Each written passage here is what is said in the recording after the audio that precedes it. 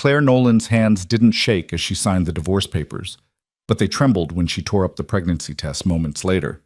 The bathroom tiles were cold beneath her knees, the shredded plastic scattering like confetti for a celebration that would never happen.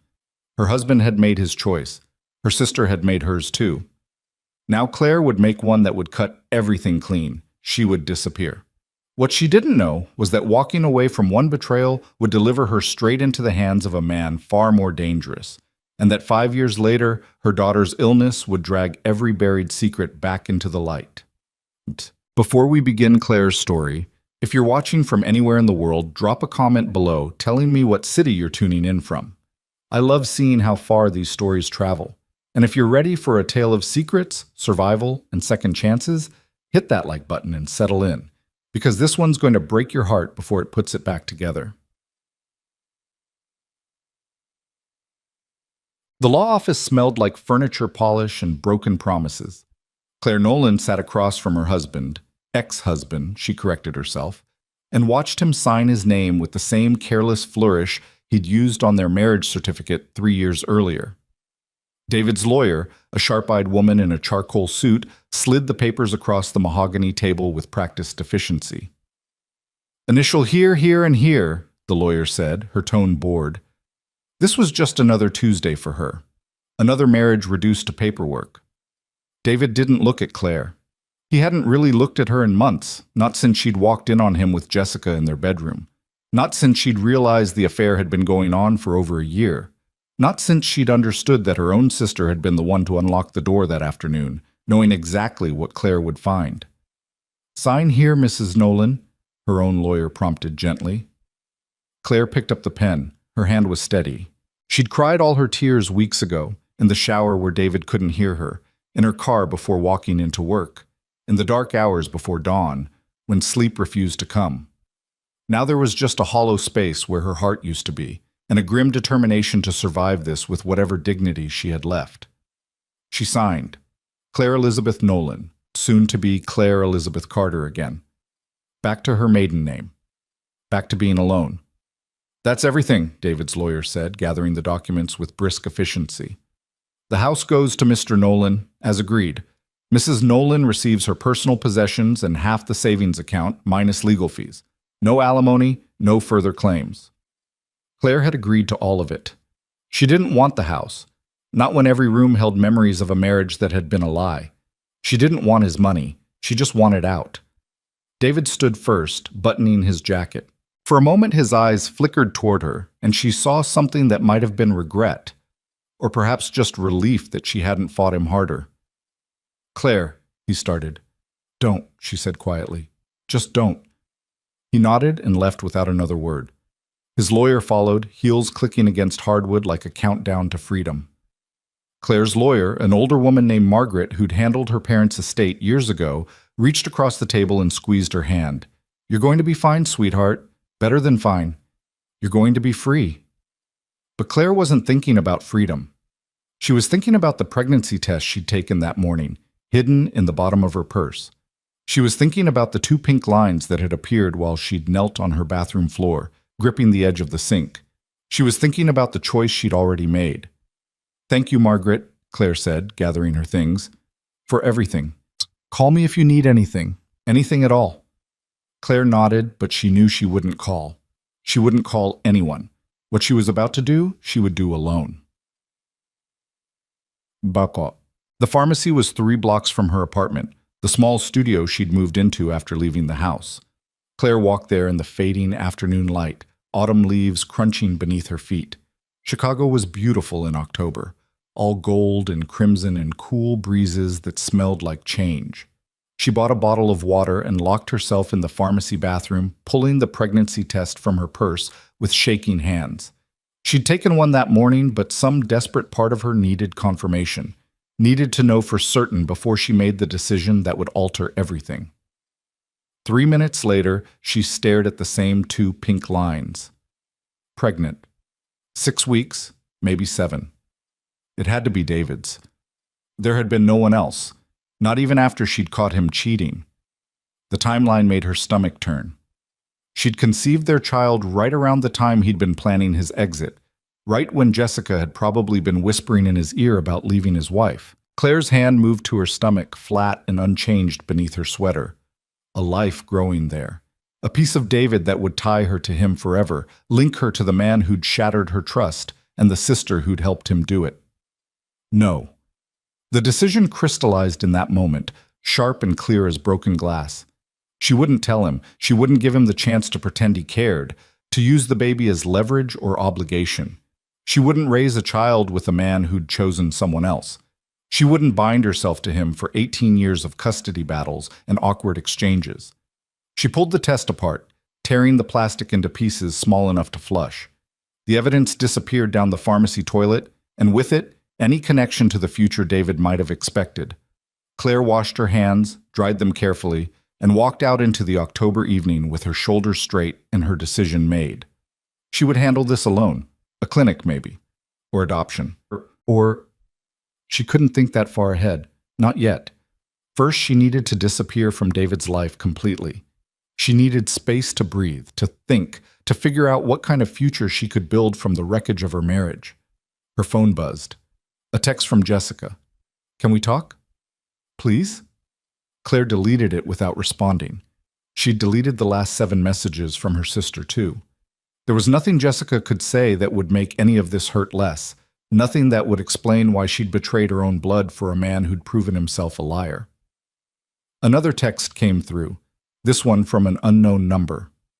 "Miss Carter? This is Robert Chen from North Shore Medical Center. We have your test results from last week's blood work. Could you call us at your earliest convenience?" Claire frowned. She'd had routine blood work done at her annual physical 2 weeks ago, before everything had fallen apart. She'd forgotten all about it. She called the number expecting nothing more than the usual, "Everything's fine, see you next year." "Miss Carter," Dr. Chen's voice was professionally neutral. "Thank you for calling back. I wanted to discuss some abnormalities we found in your blood panel." Claire's heart stuttered. "Abnormalities?" "Nothing immediately concerning, but I'd like to run additional tests. Some of your markers suggest possible autoimmune activity. Have you been experiencing any unusual symptoms? Fatigue, joint pain, unexplained bruising?" She thought about the exhaustion she'd attributed to stress, the way her hands had been aching lately. "Some fatigue, but I thought, I've been going through a difficult time."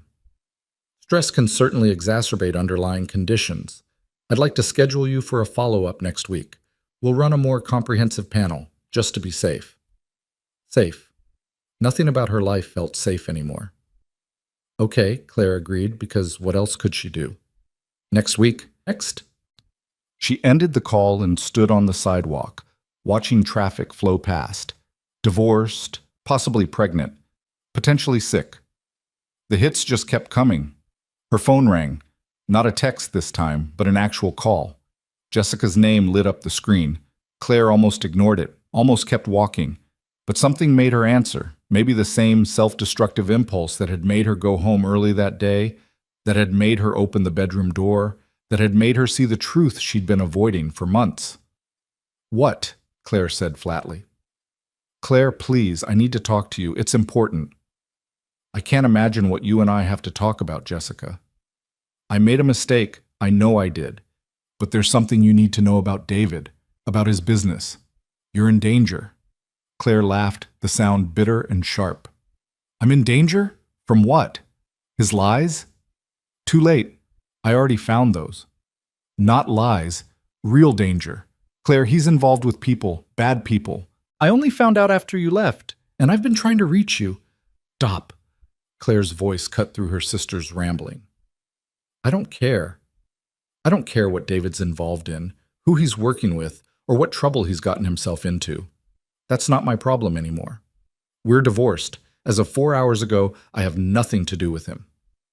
"But they might not know that. Claire, these men, they know about you. They know where you live.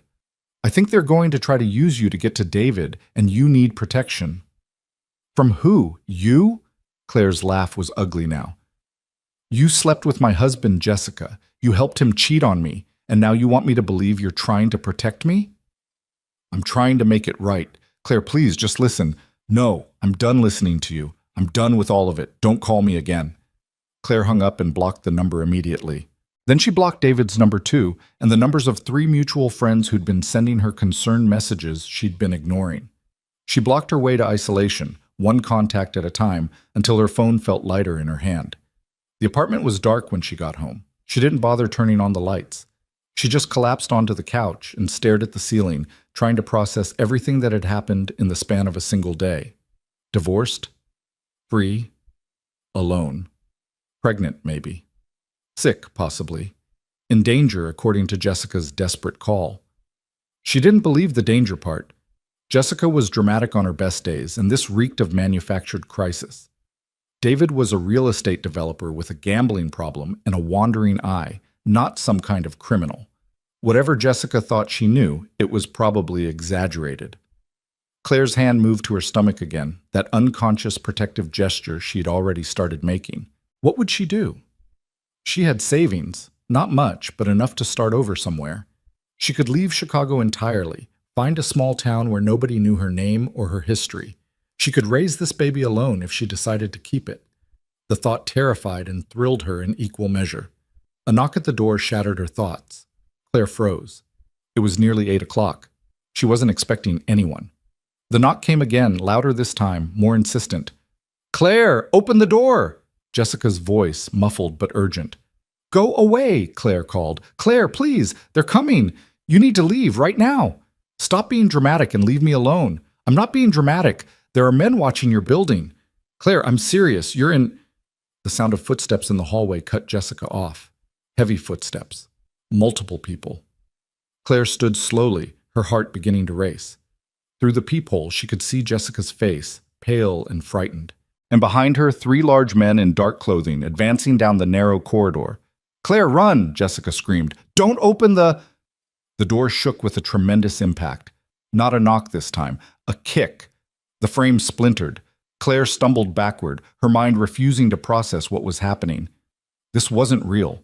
This was some nightmare version of her already terrible day. The door burst open. Jessica fell forward, knocked aside by one of the men. She hit the hallway wall hard and slid down, dazed. Claire ran. She didn't think, didn't plan, just turned and sprinted for the apartment's back window that opened onto the fire escape.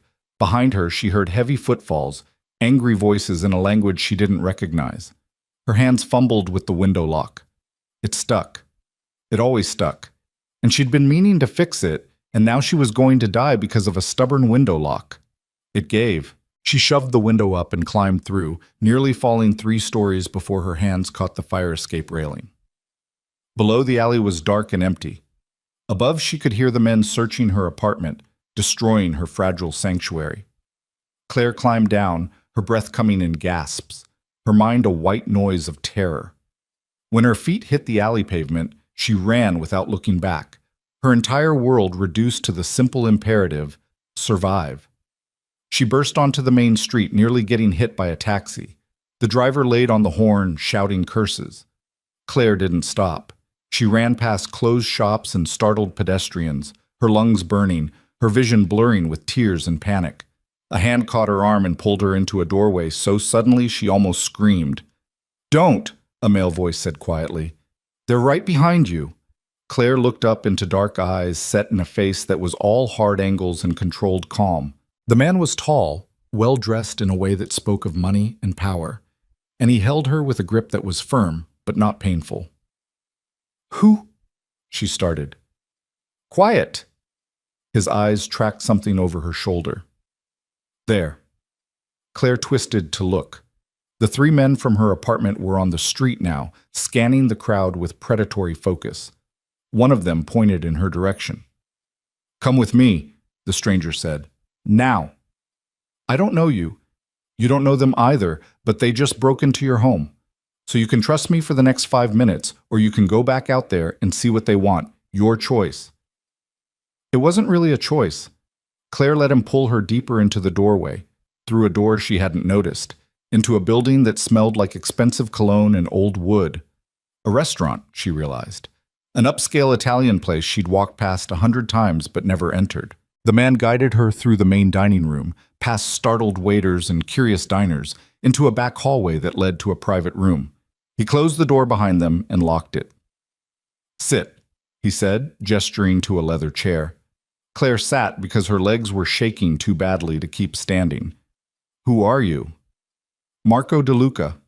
He moved to the small bar in the corner and poured something amber into a glass. Drink this. I don't. You're in shock. Drink. She took the glass with trembling hands and sipped.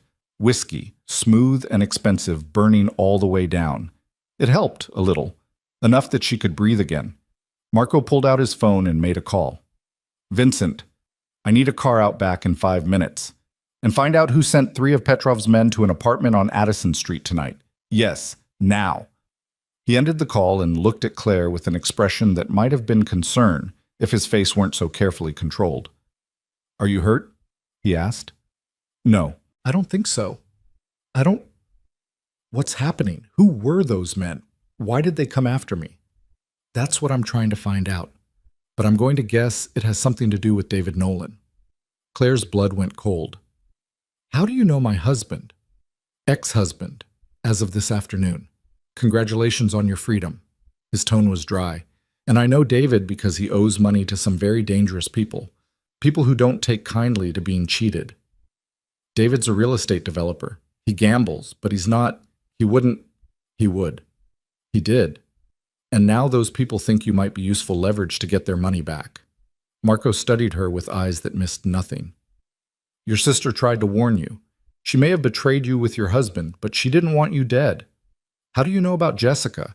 How do you know any of this? Marco's smile was thin. I know a lot of things, Claire. It's my business to know. And right now, what I know is that you're in serious danger from people who won't hesitate to hurt you. So you have 2 choices.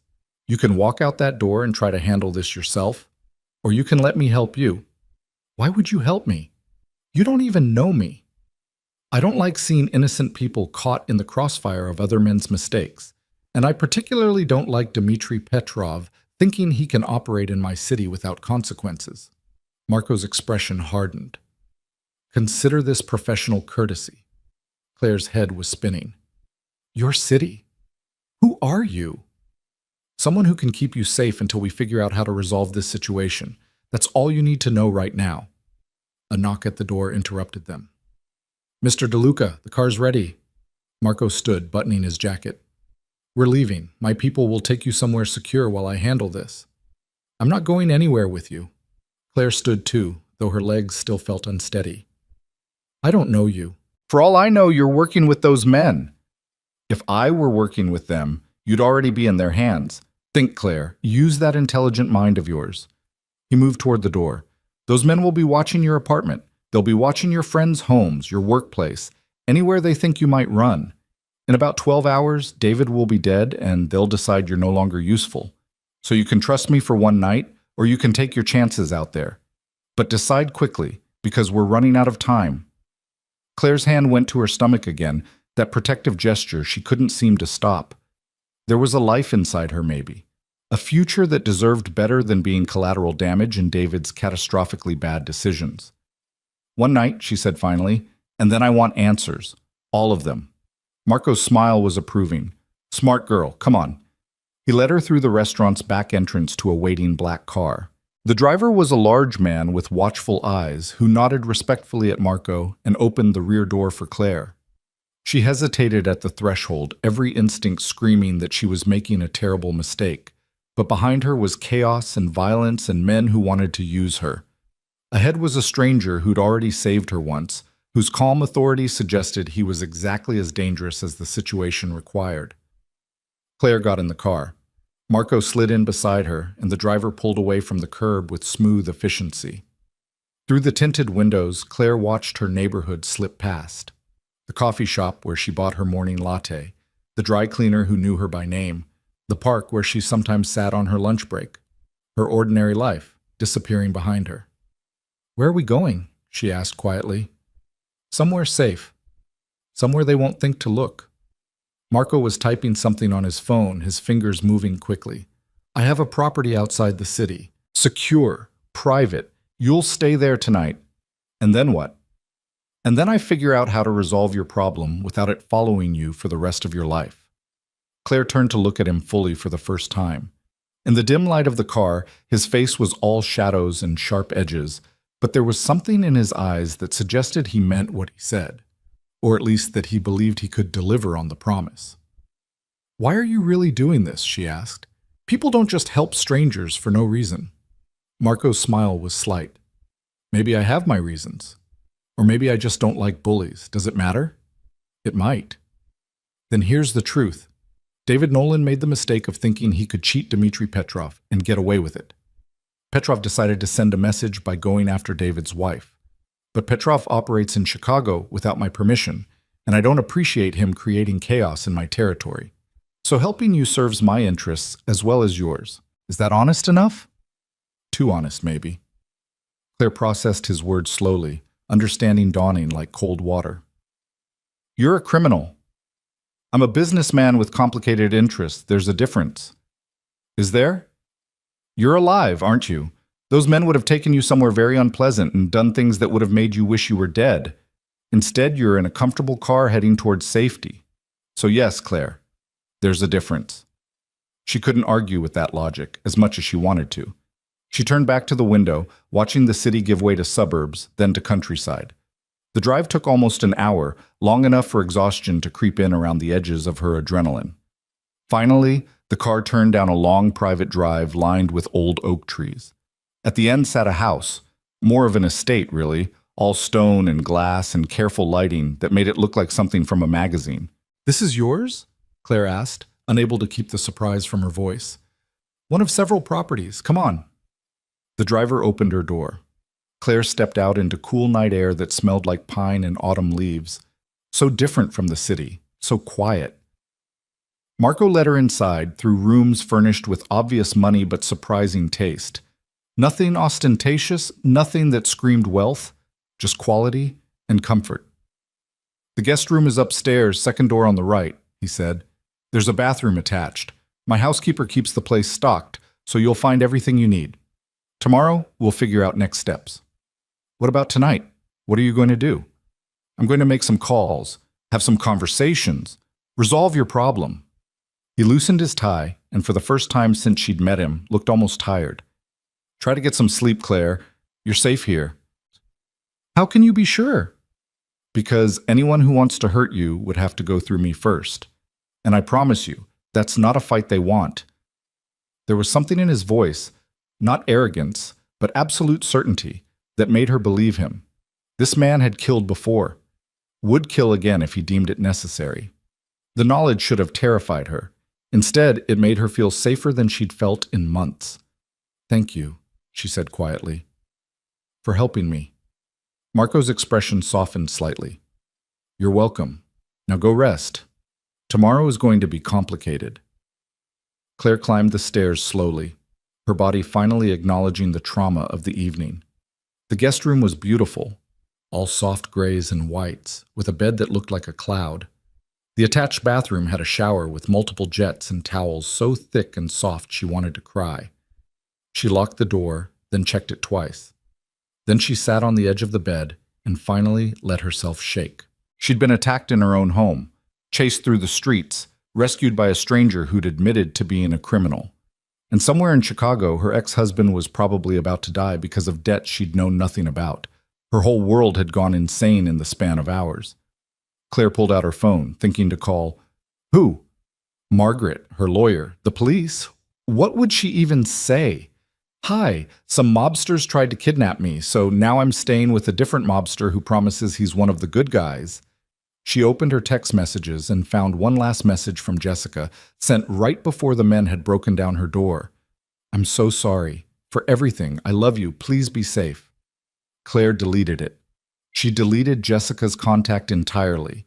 Then she turned off her phone and dropped it on the nightstand like it had burned her. Alone in the beautiful room, in the house of a dangerous stranger, Claire finally let herself cry. Not for David, who'd proven himself unworthy of her tears. Not even for Jessica, whose betrayal had cut deeper than any affair. She cried for herself, for the life she'd lost, for the future she'd imagined that would never exist, for the woman she'd been when she'd woken up that morning, still innocent enough to think divorce was the worst thing that could happen to her. That woman was gone now. Claire didn't know who she would be tomorrow, She only knew that she had to survive the night first, had to make it to dawn, and then through the day after that, and the day after that. She changed into a t-shirt she found in the dresser, men's, probably Marco's, soft from washing, and climbed into bed. The sheets smelled like lavender and something else, something crisp and clean that reminded her of safety. Sleep came eventually, fitful and full of dreams where she ran forever down dark alleys, chased by shadows that never quite caught her. Boom. Downstairs, Marco DeLuca poured himself another whiskey and stared out the floor-to-ceiling windows at his dark property. Somewhere in the house above him, Claire Carter was trying to sleep. The woman whose life had imploded in a single day. The woman he'd saved on impulse for reasons he hadn't fully examined. She was beautiful, even terrified and disheveled. Dark hair, intelligent eyes, a spine of steel hidden beneath obvious fear. She'd run from danger without hesitation, climbed down a fire escape 3 stories up, and made the rational choice to accept help from a stranger when cornered. Smart, brave, broken. Exactly the kind of woman Marco usually avoided, because broken things required care he didn't have time to give, but there was something about her that had made him step in. Something beyond professional courtesy or territorial pride. When he'd seen her running down that street, pure terror on her face, something in his chest had tightened with unexpected protectiveness. He'd wanted to hurt the men chasing her, not just stop them, hurt them. Marco took a long drink and acknowledged the complication Claire Carter represented. She was David Nolan's ex-wife, which made her a liability. She was innocent, which made her dangerous to his carefully maintained neutrality. She was vulnerable, which made her a temptation he couldn't afford. But she was also his now, at least for tonight, under his protection, in his home, and Marco DeLuca protected what was his. His phone buzzed. Vincent.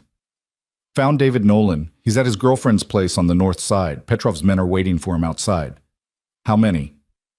4. They're not being subtle about it. Marco considered. Let them take him, but make sure it's clean. No civilian casualties. You're not going to stop it? David Nolan made his bed, but tell our people to document everything. If Petrov steps out of line, I want evidence. And the girl? Marco glanced up at the darkened second floor. She stays here until it's safe, however long that takes. Boss, getting involved with Nolan's ex-wife, that's going to send a message. Good. Let it send a message. Petrov doesn't operate in my city without permission. He needs to be reminded of that. And if he doesn't take the reminder well? Then we'll have a different conversation, a more permanent one.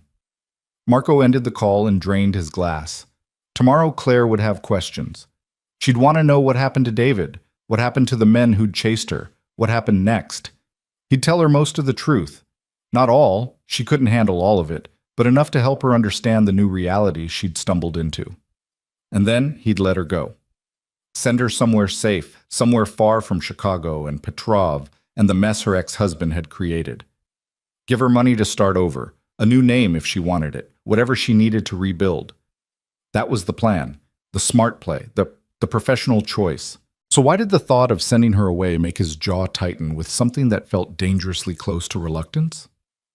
Marco poured another whiskey and admitted what he'd been avoiding since the moment he'd pulled her into that doorway. Claire Carter was already under his skin, and letting her leave was going to be harder than it should be. But he'd do it anyway. Because broken things deserve better than the kind of life he could offer, even if keeping her felt like the first right thing he'd done in years. Dawn came too early, pale light filtering through curtains Claire didn't remember closing. For one blessed moment, she forgot where she was. Then memory crashed back. The divorce papers, the pregnancy test, the men breaking down her door, Marco DeLuca's dark eyes and dangerous promises. She sat up slowly, her body aching from tension she'd carried through the night. The guest room looked different in daylight, less like a sanctuary and more like what it was, a beautiful cage in a stranger's house. Her phone sat on the nightstand where she'd left it, still powered off. Claire stared at it for a long moment before turning it back on. The screen lit up with a flood of notifications, 17 missed calls, 32 text messages. She scrolled through them with growing dread. 3 calls from Margaret, her lawyer, 5 from unknown numbers.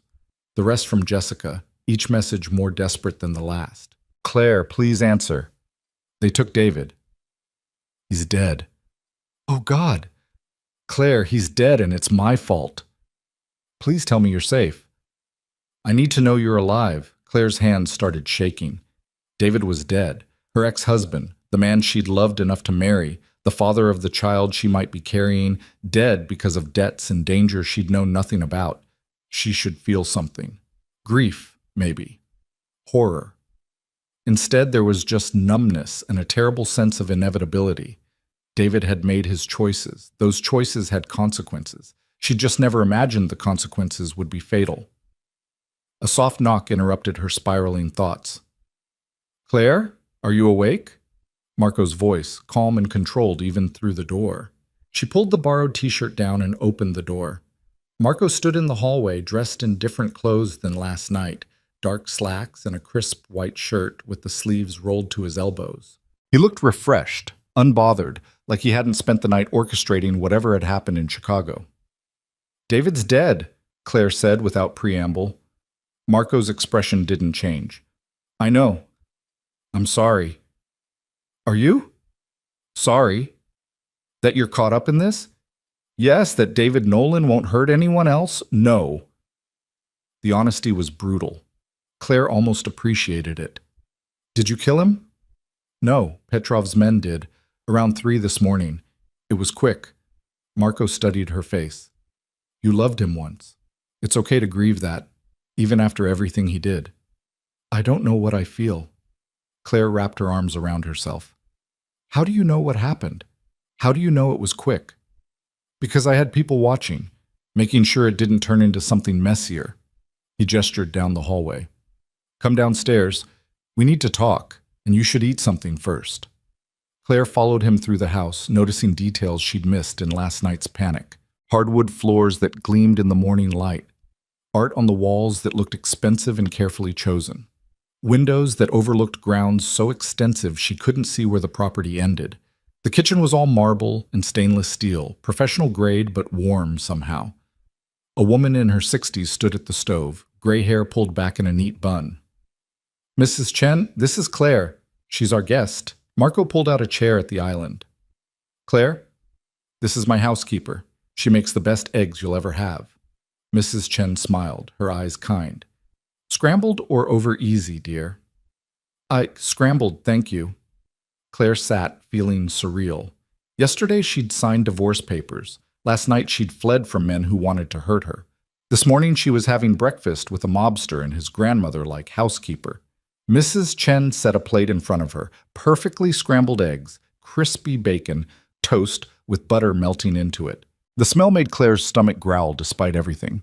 Eat, Marco said, pouring coffee into 2 mugs. Then we'll talk about what happens next. Claire picked up her fork mechanically. The eggs were incredible, creamy and rich. She ate without tasting, fueling her body while her mind raced. Marco waited until she'd finished half the plate before speaking. David owed Dmitry Petrov $300,000, money from a real estate deal that went bad. David promised to pay it back, then disappeared with the funds instead. Petrov doesn't forgive debt. Why didn't David just tell me? We could have, worked something out. Because by the time you would have found out, the debt had grown to $500,000 with interest. And because David was using that money to set up a new life with your sister. He wasn't planning to pay Petrov back at all. The bacon turned to ash in Claire's mouth. Jessica knew? Not at first. But she found out about 2 weeks ago. That's when she started trying to warn you. A little late for warnings. Claire pushed the plate away, her appetite gone. What about me? Am I still in danger? Marco leaned against the counter, coffee mug cradled in his hands. That depends.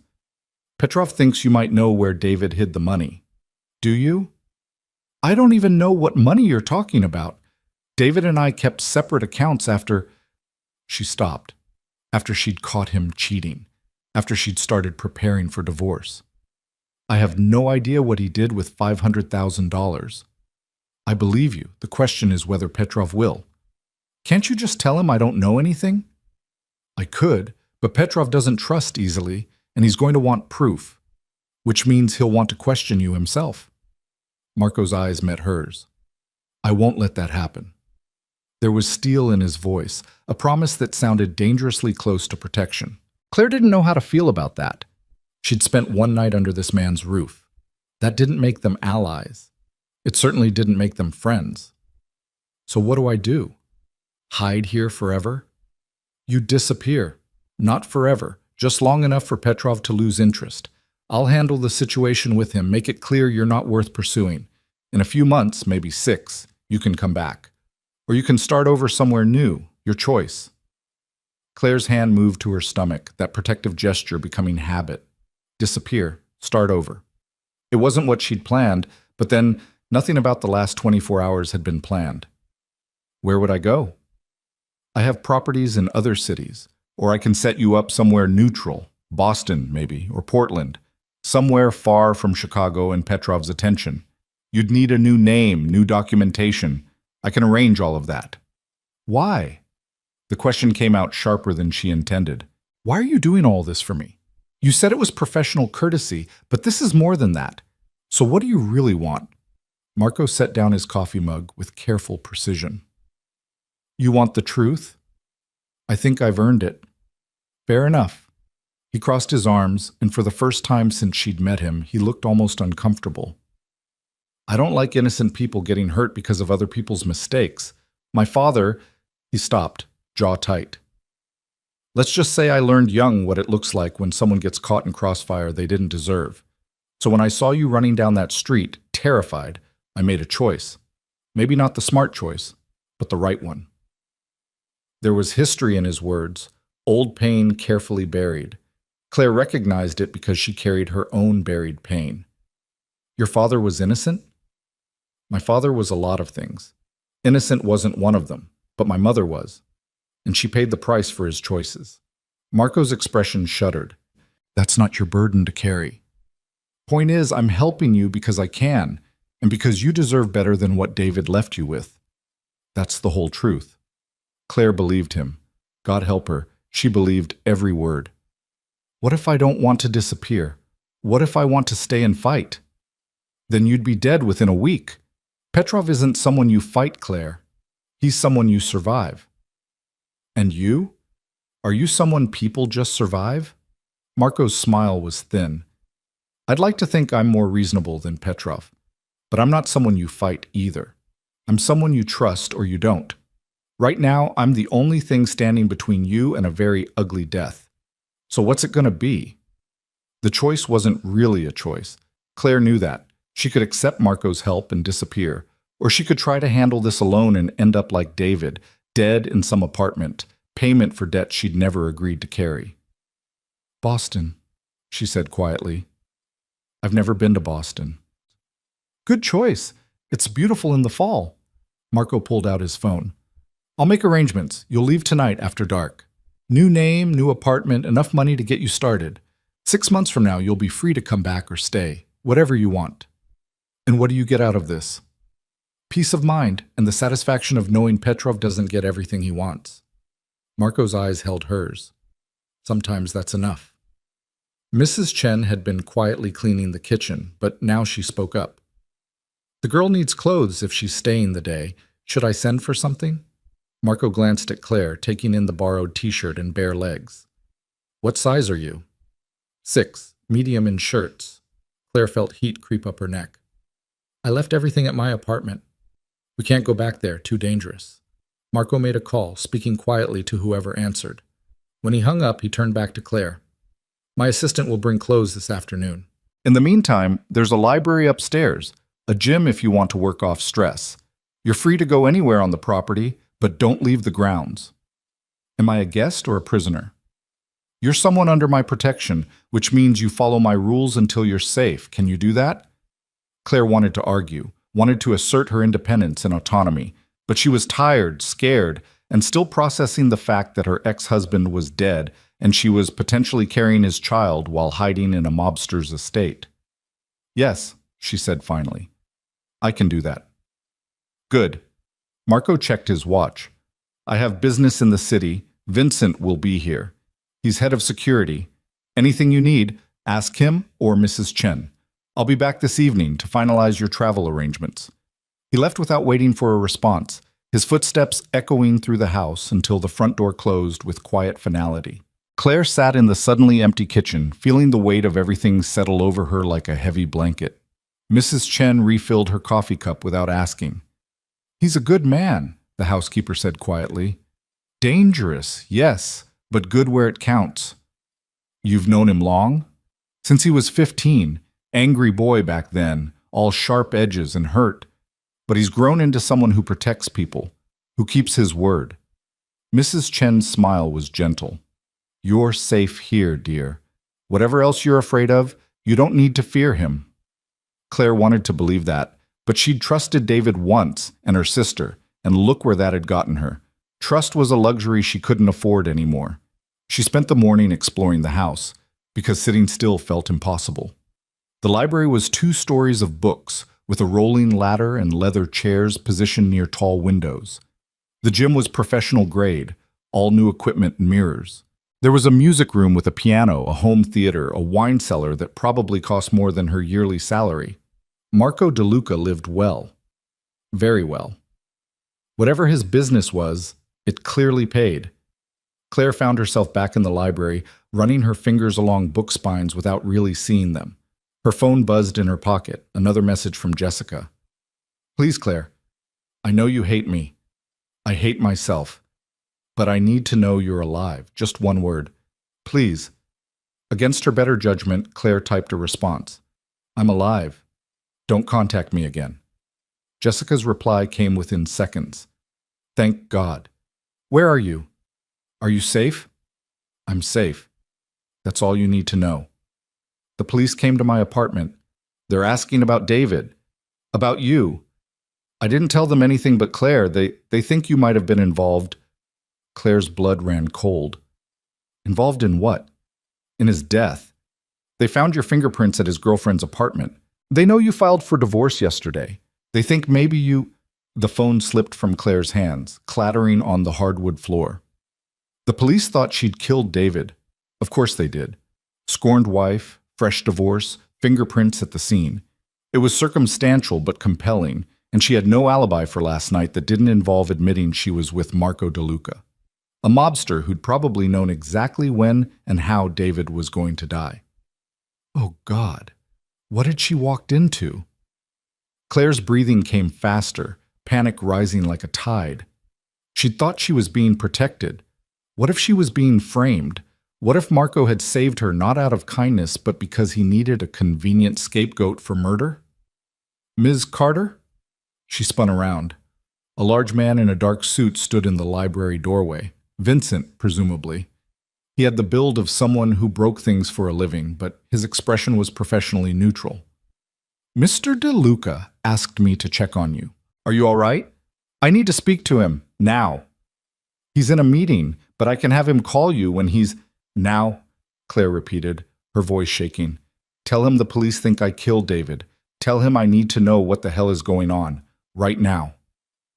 Vincent's expression shifted slightly, something like concern crossing his features. He pulled out his phone and stepped into the hallway. Claire heard low voices, then Vincent returned. "He's coming back, 30 minutes. It was the longest 30 minutes of Claire's life. She paced the library like a caged animal, scenarios spinning through her mind, each one worse than the last.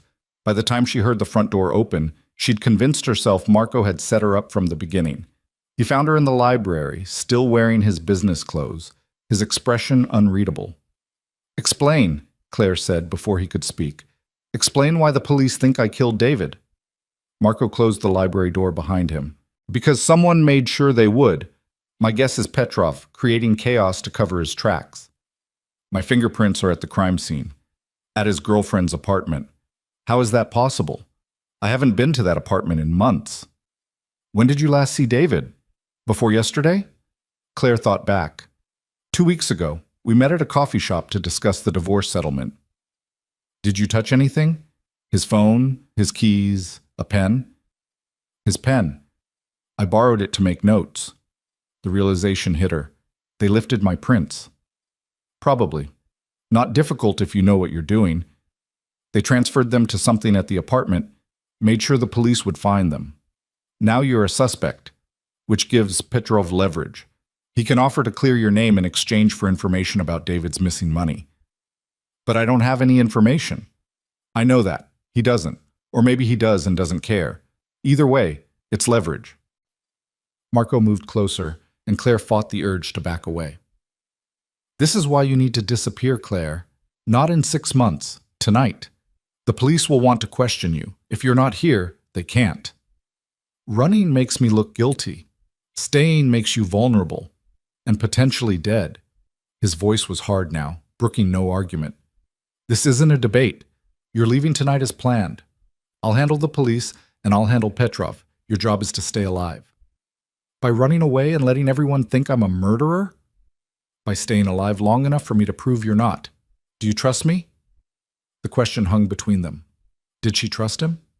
This man she'd known for less than 24 hours, who'd saved her life but might have his own agenda, who spoke of murder and police and leverage like they were ordinary business concerns. I don't know, Claire admitted. I don't know anything anymore. Marco's expression softened slightly.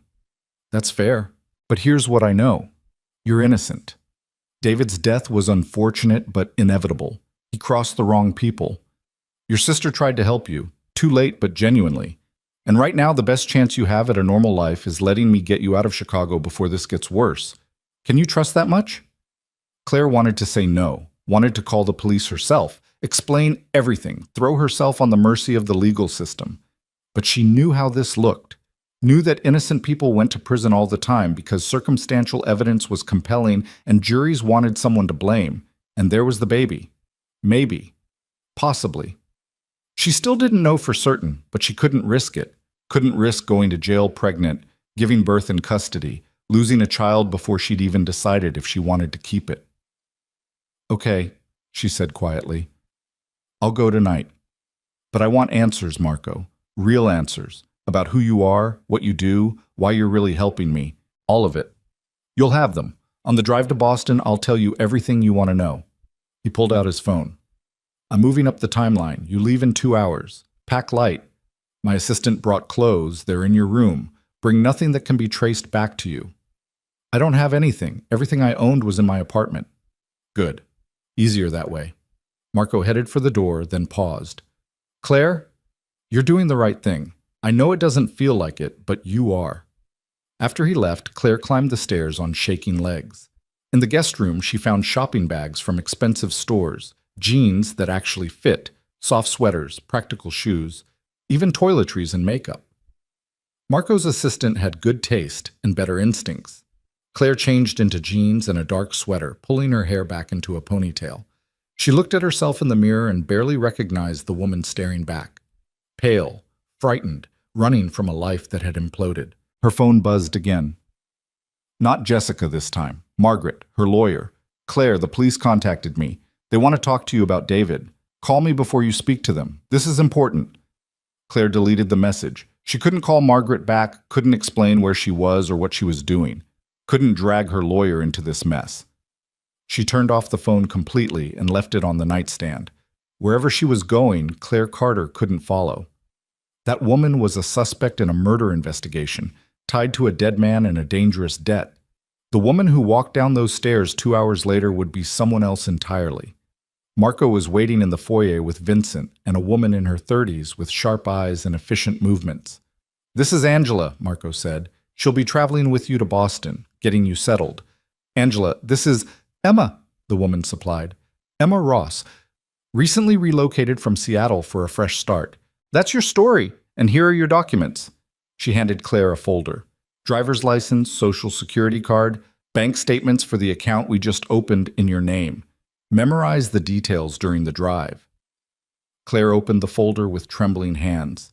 The driver's license showed her face, but a different name, a different birth date. Emma Jane Ross, born April 15, 1993 in Seattle, Washington. This is illegal, she said faintly. This is survival, Marco corrected. Your real identity stays buried until it's safe to resurface. 6 months, maybe less if I can resolve things faster. Can you do this? Claire looked at the documents, at the stranger's life she was supposed to inhabit. Then she looked at Marco, at the certainty in his eyes that this was the only way. I can do this, she said, and hoped it was true. The drive to Boston took 8 hours. Angela drove in silence for the first two, letting Claire process. Then, as promised, Marco called. You wanted answers, his voice came through the car's speakers. Ask. Who are you, really? Marco DeLuca, 34 years old. I run various businesses in Chicago, restaurants, real estate, import-export. Some of those businesses are legitimate, some aren't. I keep the city peaceful by mediating between people like Petrov and people who want Petrov gone. It's a careful balance. You're a criminal. I operate in gray areas. I don't hurt innocent people. I don't deal in drugs or human trafficking. I don't prey on the weak. But yes, by most legal definitions, I'm a criminal. And you're helping me because you remind me of my mother, not in looks, but in circumstances. She was caught between my father's choices and his enemies. She didn't deserve what happened to her. Neither do you. What happened to her? A pause. She died when I was 15. Collateral damage in someone else's war. I decided that day that if I ever had power, I'd use it to protect people like her. People who just wanted to live quiet lives but got dragged into chaos. So that's what I do, when I can. Claire absorbed this, the loss in his voice making him suddenly human in a way she hadn't expected. I'm sorry about your mother. Ancient history, but it's why I do what I do. Another pause. Your turn. Why did you really leave David? The affair was bad, but there's more. Claire hadn't expected the question to hurt, but it did. He stopped seeing me, not just physically, emotionally. I became furniture in our marriage, something useful but not important. The affair was just confirmation of what I already knew. I'd never been enough for him. He was a fool. He was human. People fall out of love. No, Marco said firmly. People make choices. He chose to betray you instead of being honest. He chose your sister instead of honoring his vows. Those were his choices, Claire, not your failures. The words hit something deep and wounded inside her. Claire felt tears sting her eyes and blinked them away furiously. Thank you for saying that. I mean it. David Nolan was a fool who didn't deserve you. Remember that when you're tempted to blame yourself. They talked for another hour, about Chicago, about Boston, about the logistics of her new life. Marco had arranged an apartment, a job at a small bookstore whose owner owed him a favor, even a bank account with enough money to live on for months. I'll pay you back, Claire insisted. Consider it an investment in justice. Or don't think about it at all. Just focus on building a life as Emma Ross. When the call ended, Claire felt steadier. Not safe. She might never feel truly safe again, but steadier. Like maybe she could survive this. They reached Boston just after midnight. The apartment was in a quiet neighborhood, nothing fancy but clean and secure. Angela helped her unpack the few belongings she'd brought, showed her how the locks worked, left emergency contact numbers. Marco's people will check on you periodically, Angela said at the door. You won't see them, but they'll be around. If you need anything, call the number he gave you. And Emma, try to build a real life here. Don't just exist waiting to go back. Actually live. Then she was gone. And Claire, Emma, was alone in a strange apartment in a strange city with a stranger's name and a future full of uncertainties. She stood at the window, looking out at Boston's nighttime skyline, and let herself finally feel the weight of everything she'd lost. Her marriage, her home, her identity. Maybe a child she hadn't decided whether to keep, but she was alive. And tomorrow she would wake up as Emma Ross and figure out how to keep living. That would have to be enough. 5 years passed like water through fingers, sometimes slow, sometimes rushing, but always moving forward. Emma Ross became real in ways Claire Carter had never managed. She woke early to open the bookstore, learned the names of regular customers, planted herbs in window boxes that actually grew.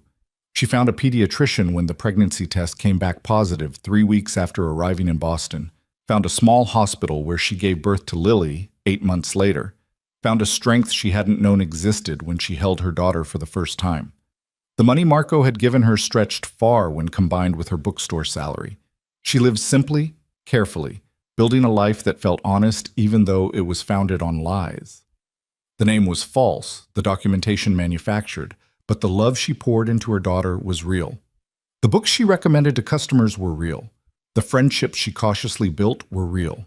Marco called once a month for the first year, checking in with professional distance. Then every other month. Then quarterly. The calls grew shorter, more perfunctory, until they stopped altogether. His people still watched. She caught glimpses sometimes, unfamiliar faces that appeared too often to be coincidence. But Marco himself faded into memory, becoming the man who'd saved her life and then let her go. Claire told herself she was grateful for the distance, that she didn't wonder about him, didn't think about those dark eyes and careful promises, that she'd moved on completely. She almost believed it. Lily grew like a wildflower, all dark curls and curious questions. She had David's eyes, but Claire's smile, and a stubbornness that belonged entirely to herself. At 2, she refused to sleep without her stuffed rabbit. At 3, she insisted on reading the same book 17 times in a row. At 4, she announced she wanted to be a dinosaur when she grew up, not a paleontologist, an actual dinosaur. Claire loved her with a ferocity that sometimes scared her. This tiny person who'd come from betrayal and loss, who represented everything complicated and painful about her past, had somehow become the best part of her present.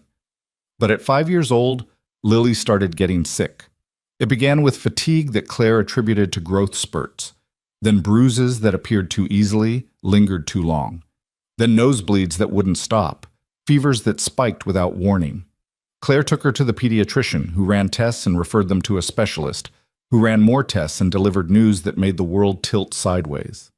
"Your daughter has a rare blood disorder," Dr. Singh explained in her office, her expression grave but kind. "It's affecting her bone marrow's ability to produce healthy blood cells. Without treatment, her condition will continue to deteriorate." Claire's hand found Lily's, squeezing tight. Her daughter sat beside her, swinging her legs and humming, blissfully unaware of the weight of the doctor's words.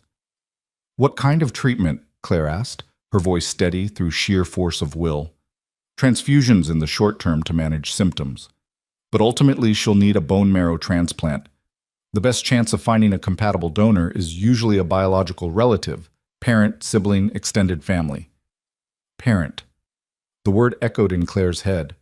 Lily's father was dead, buried in Chicago under circumstances Claire had spent 5 years trying to forget. David's family had never known about Lily, would never know about her if Claire had her way. "I'll get tested," Claire said. "I'm her mother. I'll be compatible." Dr. Singh's expression suggested she already knew the answer would disappoint. "We'll test you, of course, but the odds of a parent being a perfect match are only about 25%. Do you have other family we could contact, Lily's father?" "He's dead, and I don't have other family." The lie came easily now, smooth as truth. Emma Ross had no family, no ties, no past that could complicate her daughter's future. The testing proved Dr. Singh right. Claire wasn't a match, neither were the bone marrow registries they searched desperately over the following weeks. Lily's specific genetic markers were rare enough that finding a stranger donor would be nearly impossible. "There must be someone," Claire insisted during one appointment, watching Lily color at the small table in the corner. Her daughter was getting thinner, paler, moving with the careful slowness of someone whose body hurt. "What about her father's family? Could we find them somehow?" Dr. Singh hesitated. "If we had their information, we could reach out through the hospital, explain the situation. Most people are willing to get tested when a child's life is at stake." Most people. But David's family wasn't most people. They were wealthy, powerful, and had considered Claire trailer trash even when she'd been married to their golden boy. They'd made their feelings clear at the wedding, at every family gathering afterward, in the cold silence after David's death when they'd blamed her without evidence. Still, this was Lily's life. "I need to think about it," Claire said quietly. That night, after Lily was asleep, Claire pulled out the phone she'd hidden in the back of her closet 5 years ago. The one that belonged to Claire Carter, not Emma Ross. She'd charged it once a year, just in case, but had never turned it on. Her hands shook as she powered it up. The phone buzzed with years of accumulated messages, notifications, voicemails. Claire ignored them all and pulled up the one contact she'd never deleted, Marco DeLuca. She stared at his name for a long time before typing a message. "I need help." My daughter is sick and I don't know what else to do. She didn't expect a response. 5 years was a lifetime in his world. He'd probably moved on, forgotten about the scared woman he'd helped escape Chicago. She was just another ghost from his past. The phone rang 30 seconds later. Claire. His voice was exactly as she remembered, calm, controlled, with an undertone of something darker. Tell me everything. So she did. Standing in her small Boston kitchen, speaking quietly so she wouldn't wake Lily, Claire explained about the blood disorder and the failed matching and the desperate need for a biological relative.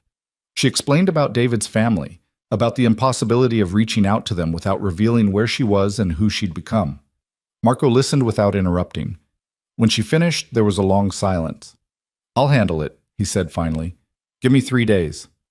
Marco, I can't ask you to You didn't ask, I'm offering. 3 days, Claire. Keep your daughter stable, and I'll find you a donor. How? You can't just... 3 days. He hung up before she could argue. Claire stood in the darkness, phone still pressed to her ear, and felt something she hadn't felt in 5 years. Hope. 2 days later, Dr. Singh called with news that made no sense. We found a match, she said, her voice bright with surprised relief. A perfect match? I don't know how this happened.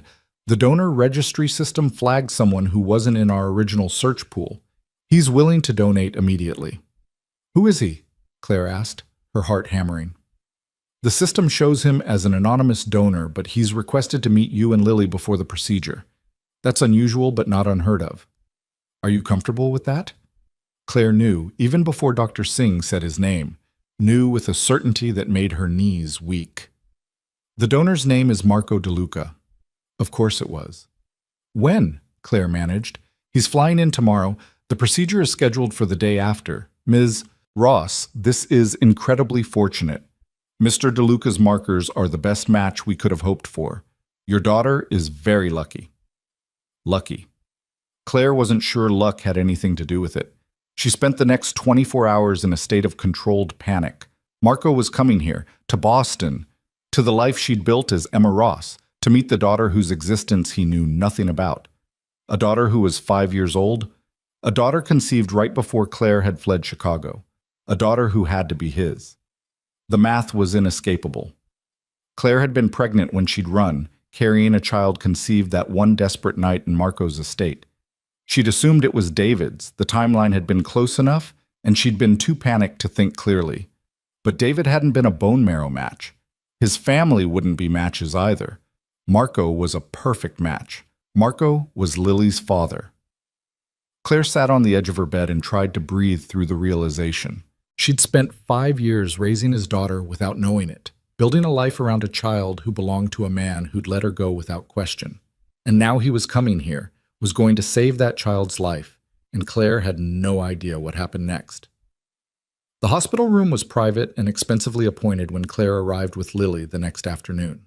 Marco was already there, standing by the window in dark slacks and a crisp white shirt, looking exactly as she remembered, but somehow different. Older, maybe. More settled. He turned when they entered, and his eyes went straight to Lily.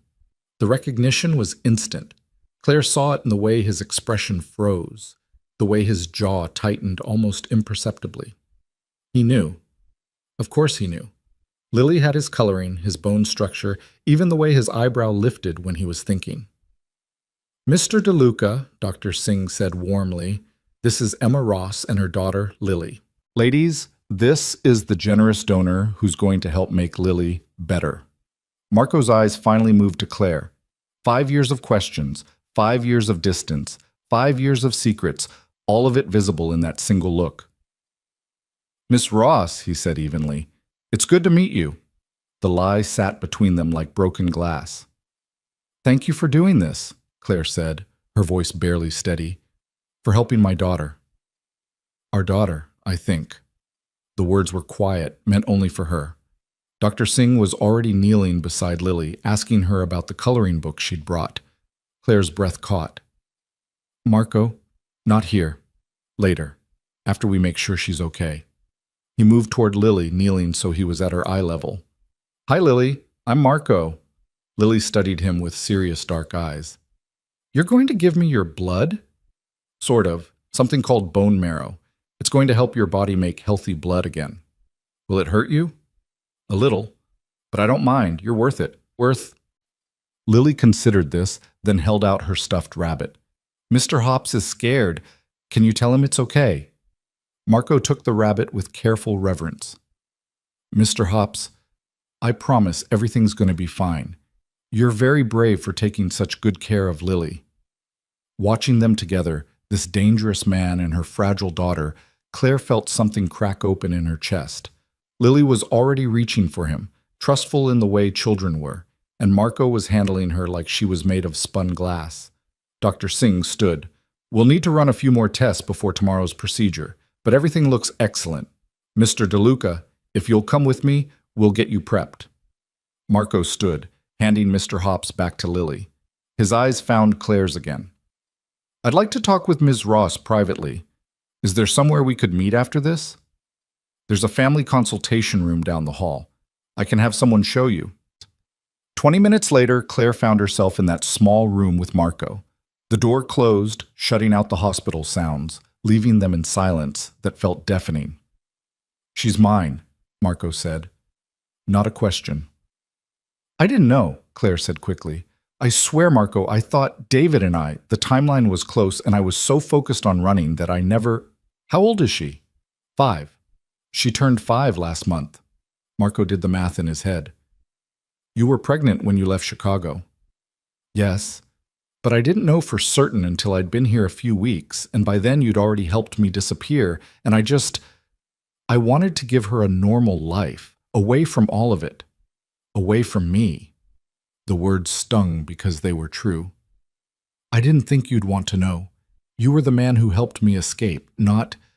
I never imagined that I'd want to know I had a daughter. Marco's voice was hard now, anger creeping in around the edges of his control. That I might want to be part of her life? You let me go without looking back. You helped me build a new identity, and then you disappeared. What was I supposed to think? You were supposed to think I was giving you space to heal, that I was protecting you by staying away. Marco ran a hand through his hair, the first sign of agitation she'd seen from him. I called every month for a year, Claire. I had people watching to make sure you were safe.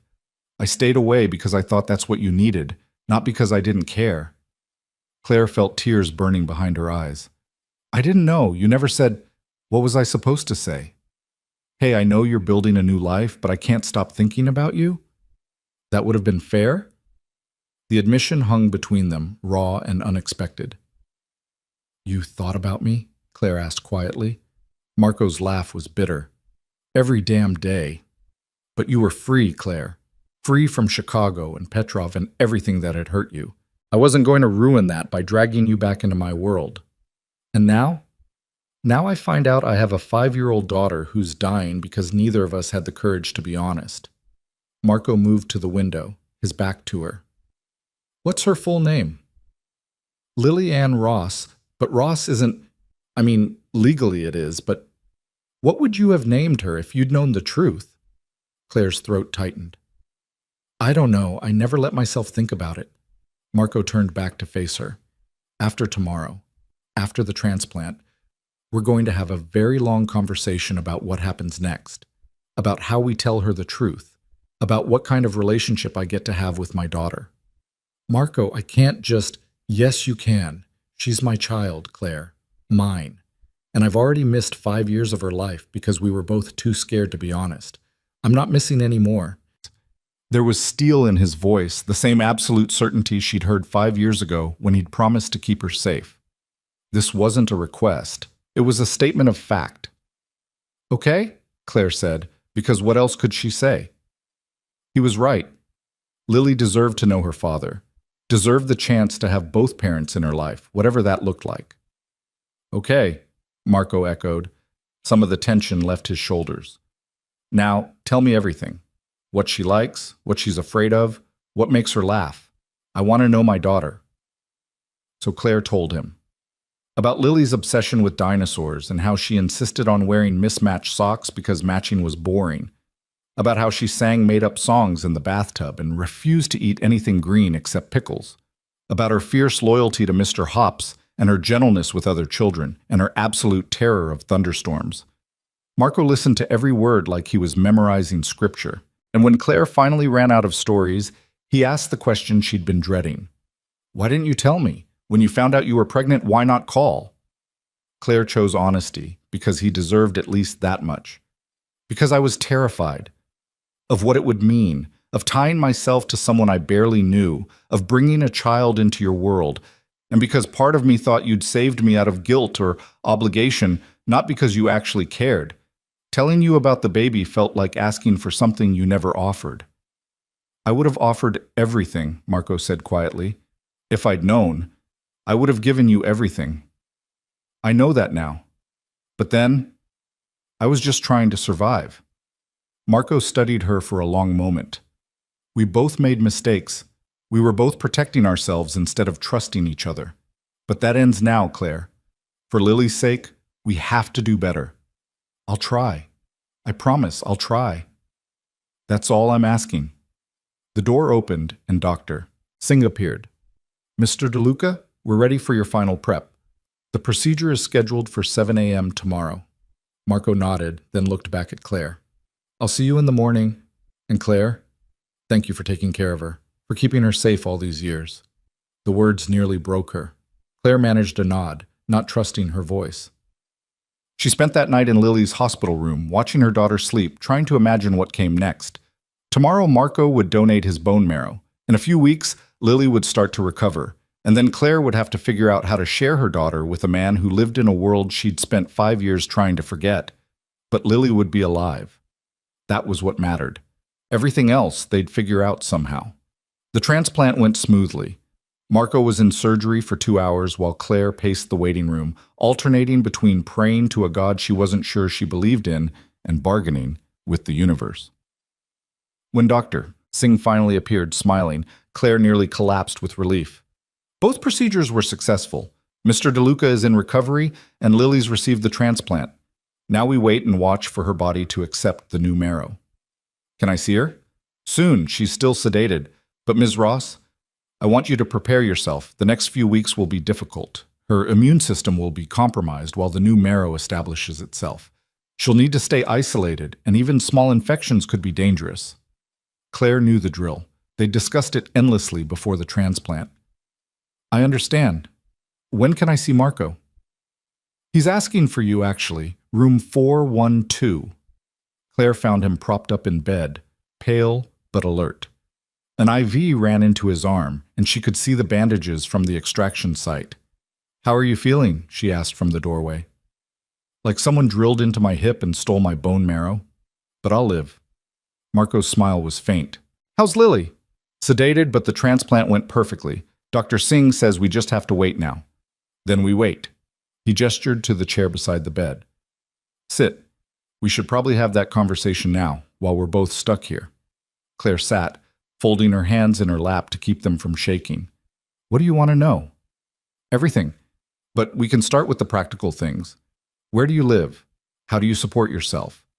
What kind of life has Emma Ross built?" So she told him about the bookstore, about her small apartment in a neighborhood where people knew each other's names, about the careful simplicity she'd cultivated.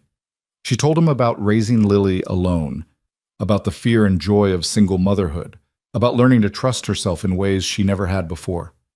Marco listened without judgment, asking occasional questions, his expression thoughtful. "You did well," he said when she finished. "Better than well. You built something real. It's built on lies, though. The name, the documentation, all of it. The name's a lie. The life is real. Don't confuse the two." Marco shifted carefully, wincing. "What do you want, Claire? For yourself? For Lily? If you could have anything, what would it look like?" The question caught her off guard. No one had asked her that in 5 years. "I want Lily to grow up safe and healthy. I want her to have choices, opportunities, a future that isn't limited by my mistakes. And I want—" She stopped, surprised by the truth that wanted to surface. "What?" Marco prompted gently. "I want to stop being afraid. I've spent 5 years looking over my shoulder, waiting for my past to catch up with me. I'm tired of it." Then come back to Chicago. Claire's head snapped up. What? Come back. The threat from Petrov ended years ago. He's dead, actually. Took over too much territory and someone took exception. David's debts died with him. You're not wanted for anything. The police investigation went cold when you disappeared. There's no reason for you to keep hiding. Except that Claire Carter is dead. Emma Ross exists. I have a life here. You have a half-life built on fear. You could have a whole one. Marco's eyes held hers. I'm not asking you to come back for me. I'm asking for Lily. So she can know her father, so you don't have to raise her alone, so you can both have the protection and resources my name provides. Your dangerous world, you mean? My world is what it is, but I've spent the last 5 years making it less dangerous, consolidating power, eliminating threats, building legitimate businesses. I'm not the same man I was, Claire. And even if I were, I'd protect you both with everything I have. Claire wanted to refuse, wanted to insist that her careful Boston life was enough, that she didn't need his help or his world or the complications that came with both. But she couldn't deny the truth. Lily deserved to know her father, deserved the security and opportunities Marco could provide, deserved better than a mother constantly looking over her shoulder. I need time, she said finally, to think about it, to figure out what's best for Lily. Take all the time you need. But while you're thinking, consider this. I've waited 5 years to meet my daughter. I'm not waiting 5 more to be part of her life. Whatever you decide about Chicago, about us, I'm going to be her father. Somehow, some way. It wasn't a threat. It was a promise. And Claire found herself believing every word. Over the next 3 weeks, as Lily's body slowly accepted the transplant, Marco became a permanent fixture in their lives. He visited every day, bringing books and toys and an endless patience for Lily's questions. He read her stories about dinosaurs until his voice went hoarse. He held her hand through painful procedures. He learned the words to her made-up songs and pretended Mr. Hops was the wisest creature alive. And he fell completely, irrevocably in love with his daughter. Claire watched it happen with a mixture of joy and grief. Joy because Lily deserved this. Deserved a father who looked at her like she hung the moon. Grief because she'd stolen 5 years of this from both of them through fear and silence. Stop, Marco said one evening, catching her expression as she watched him help Lily with a puzzle. I can hear you blaming yourself from across the room. I kept her from you. 5 years, Marco. 5 years you can never get back. You did what you thought was right to protect her. I can't fault you for that. He glanced at Lily, who was absorbed in finding the right puzzle piece. Besides, we have now. We have every day going forward. That's what matters. Is it enough? For you? Marco met her eyes with an intensity that made her breath catch. It has to be. Because the alternative, being angry, demanding things that can't be changed, that just hurts everyone, especially her. He was right. Claire knew he was right, but the guilt still sat heavy in her chest, a constant reminder of everything she'd cost them all. Dr. Singh confirmed what they'd all been hoping for 6 weeks after the transplant. Lily's body had accepted the bone marrow. Her blood counts were improving. The danger wasn't completely past, but the prognosis had gone from grim to cautiously optimistic. She'll need to stay close to the hospital for another few months, Dr. Singh explained. Regular checkups, careful monitoring, but if this continues, she should make a full recovery. That night, Claire and Marco sat in the hospital cafeteria after Lily had fallen asleep, both exhausted and relieved. We need to tell her, Marco said quietly. About me. About us. She's strong enough now to handle the truth. Claire's coffee had gone cold in her hands. What do we say? Hi, honey. Remember the nice man who gave you his bone marrow? He's actually your father, and I've been lying about your whole life? We tell her the truth. Age-appropriately, gently, but honestly. Marco reached across the table, covering her hand with his. She deserves to know who she is, Claire, who we are. And what are we? The question hung between them, weighted with 5 years of distance and 3 months of forced proximity. Marco's thumb traced patterns on her wrist, the touch gentle but deliberate. We're her parents, he said finally. Everything else we figure out as we go. But she needs to know the truth. Can you do that? Claire thought about Lily, about her fierce intelligence and her gentle heart, about how she'd already started asking questions about why Marco visited every day, why he looked at Claire with complicated expressions, why they sometimes spoke in quiet voices when they thought she was sleeping. "Yes," Claire said, "we can do that. Together." Marco's smile was the first genuinely happy expression she'd seen from him. Together. I like the sound of that. They told Lily the next afternoon, sitting on either side of her hospital bed with Mr. Hops as witness. Claire explained gently about how sometimes adults made choices they thought were right, and how she'd made a choice 5 years ago to keep Lily safe that had meant keeping secrets. "Marco is your father," Claire said, holding Lily's small hand. "I should have told you sooner, and I'm sorry I didn't, but he loves you very much, and he's always going to be part of your life now." Lily looked between them with those serious dark eyes, processing. Then she looked at Marco. "Are you going to stay?" she asked. "Even when I'm better?" Marco's voice was rough with emotion. "Forever, if that's okay with you." Lily considered this gravely. "Will you still read me dinosaur books?" "Every single one, multiple times if you want. And you'll tell Mr. Hops bedtime stories?" "The best stories, I promise." Lily nodded, satisfied with these terms. Then she reached out her arms, and Marco gathered her close, burying his face in her dark curls. Claire saw his shoulders shake slightly and knew he was crying. Her own tears fell silently as she watched her daughter and the man who'd saved them both find each other at last. Later that night, after Lily had drifted off to sleep, Marco walked Claire to her car. The Boston night was cold, autumn turning toward winter, and Claire pulled her coat tighter against the chill. "Come back to Chicago," Marco said again. "Please, let me give you both the life you deserve." Claire looked up at him, at this complicated man who'd saved her twice now and asked for nothing in return except the chance to love his daughter. "What about us? What do we become in this scenario?" "Whatever we want, partners, friends, co-parents." His hand came up to cup her cheek, thumb brushing away a tear she hadn't realized had fallen. "Or something more, if you're brave enough to try." "I haven't been brave in 5 years. You raised a child alone in a strange city with a fake name and a constant fear of discovery. That's the bravest thing I've ever seen." Marco's smile was gentle. "Come home, Claire. Let me help you be brave again." Standing in that hospital parking lot, with her daughter sleeping upstairs and her future suddenly full of possibilities instead of limitations, Claire made a choice. Not the safe choice, not the careful choice, but the right one. "Okay," she whispered. "We'll come home." Marco pulled her into his arms, and for the first time in 5 years, Claire let herself be held. Let herself believe that maybe, just maybe, everything was going to be okay. The decision to return to Chicago felt both inevitable and terrifying. Claire spent the next 3 weeks finishing Lily's medical clearances while Marco made arrangements that seemed to materialize out of thin air. A house in a quiet neighborhood with good schools, enrollment at a private academy known for its excellent science program, even a position for Claire at an independent bookstore whose owner had mysteriously decided to retire early.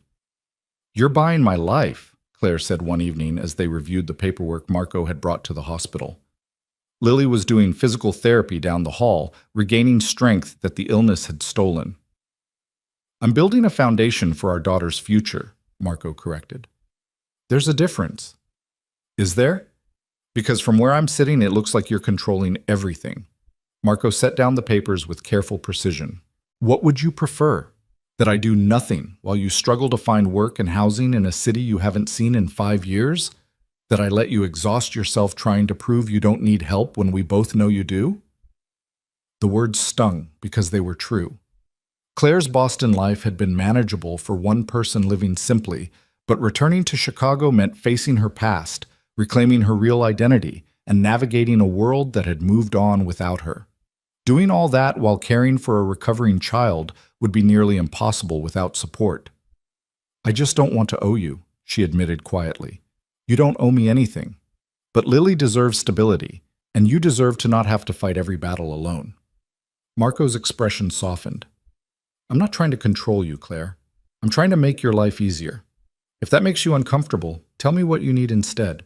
Claire looked at the paperwork. The deed to a house she'd never seen. The job offer at a salary higher than anything she'd earned as Emma Ross. The school enrollment for a daughter who'd only ever known Boston. I need to feel like I have choices. Like I'm not just following your plan for my life. Then make choices. The house. Do you want to see other options? The job.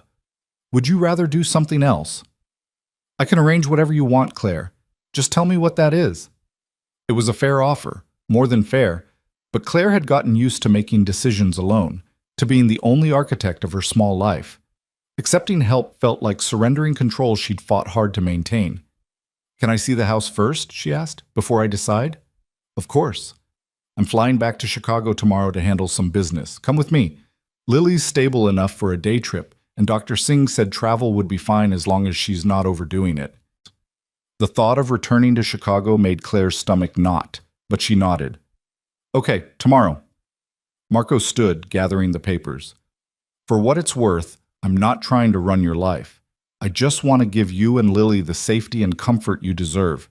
If I'm overstepping, tell me. I'll adjust.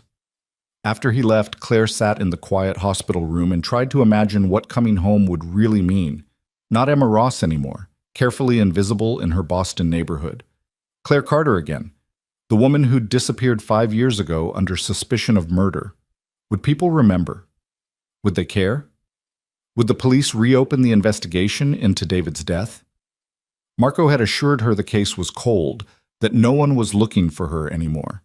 But trust came hard to someone who'd spent half a decade hiding. The flight to Chicago was Lily's first time on a plane. She pressed her face to the window, chattering excitedly about clouds and how small everything looked below. Marco sat beside her, patient with her endless questions, and Claire watched them from across the aisle, feeling something warm and complicated bloom in her chest. This was what she'd denied them both. These small moments of connection, the easy intimacy of parent and child. Lily deserved more of this. They all did. The car that met them at the airport was sleek and expensive, driven by the same Vincent who'd been head of security 5 years ago. He nodded respectfully at Claire, his expression carefully neutral, and she wondered what Marco had told his people about her return. The house was in Lincoln Park, a gracious Victorian painted soft gray with white trim. It had a yard, an actual yard with old oak trees and a swing set that looked brand new. The inside was furnished but not overwhelming, decorated with warm colors and comfortable furniture that somehow managed to feel both elegant and family-friendly. The previous owners moved last month, Marco explained as they walked through rooms filled with afternoon sunlight. I had it furnished based on what I thought you'd like, but everything can be changed if you hate it. Claire didn't hate it. She loved it, which made her wary. This must have cost a fortune. Money's not an issue. What matters is whether you can see yourself living here, whether Lily will be happy here. Lily had already found the swing set and was demanding to be pushed higher, her laughter carrying through the open back door.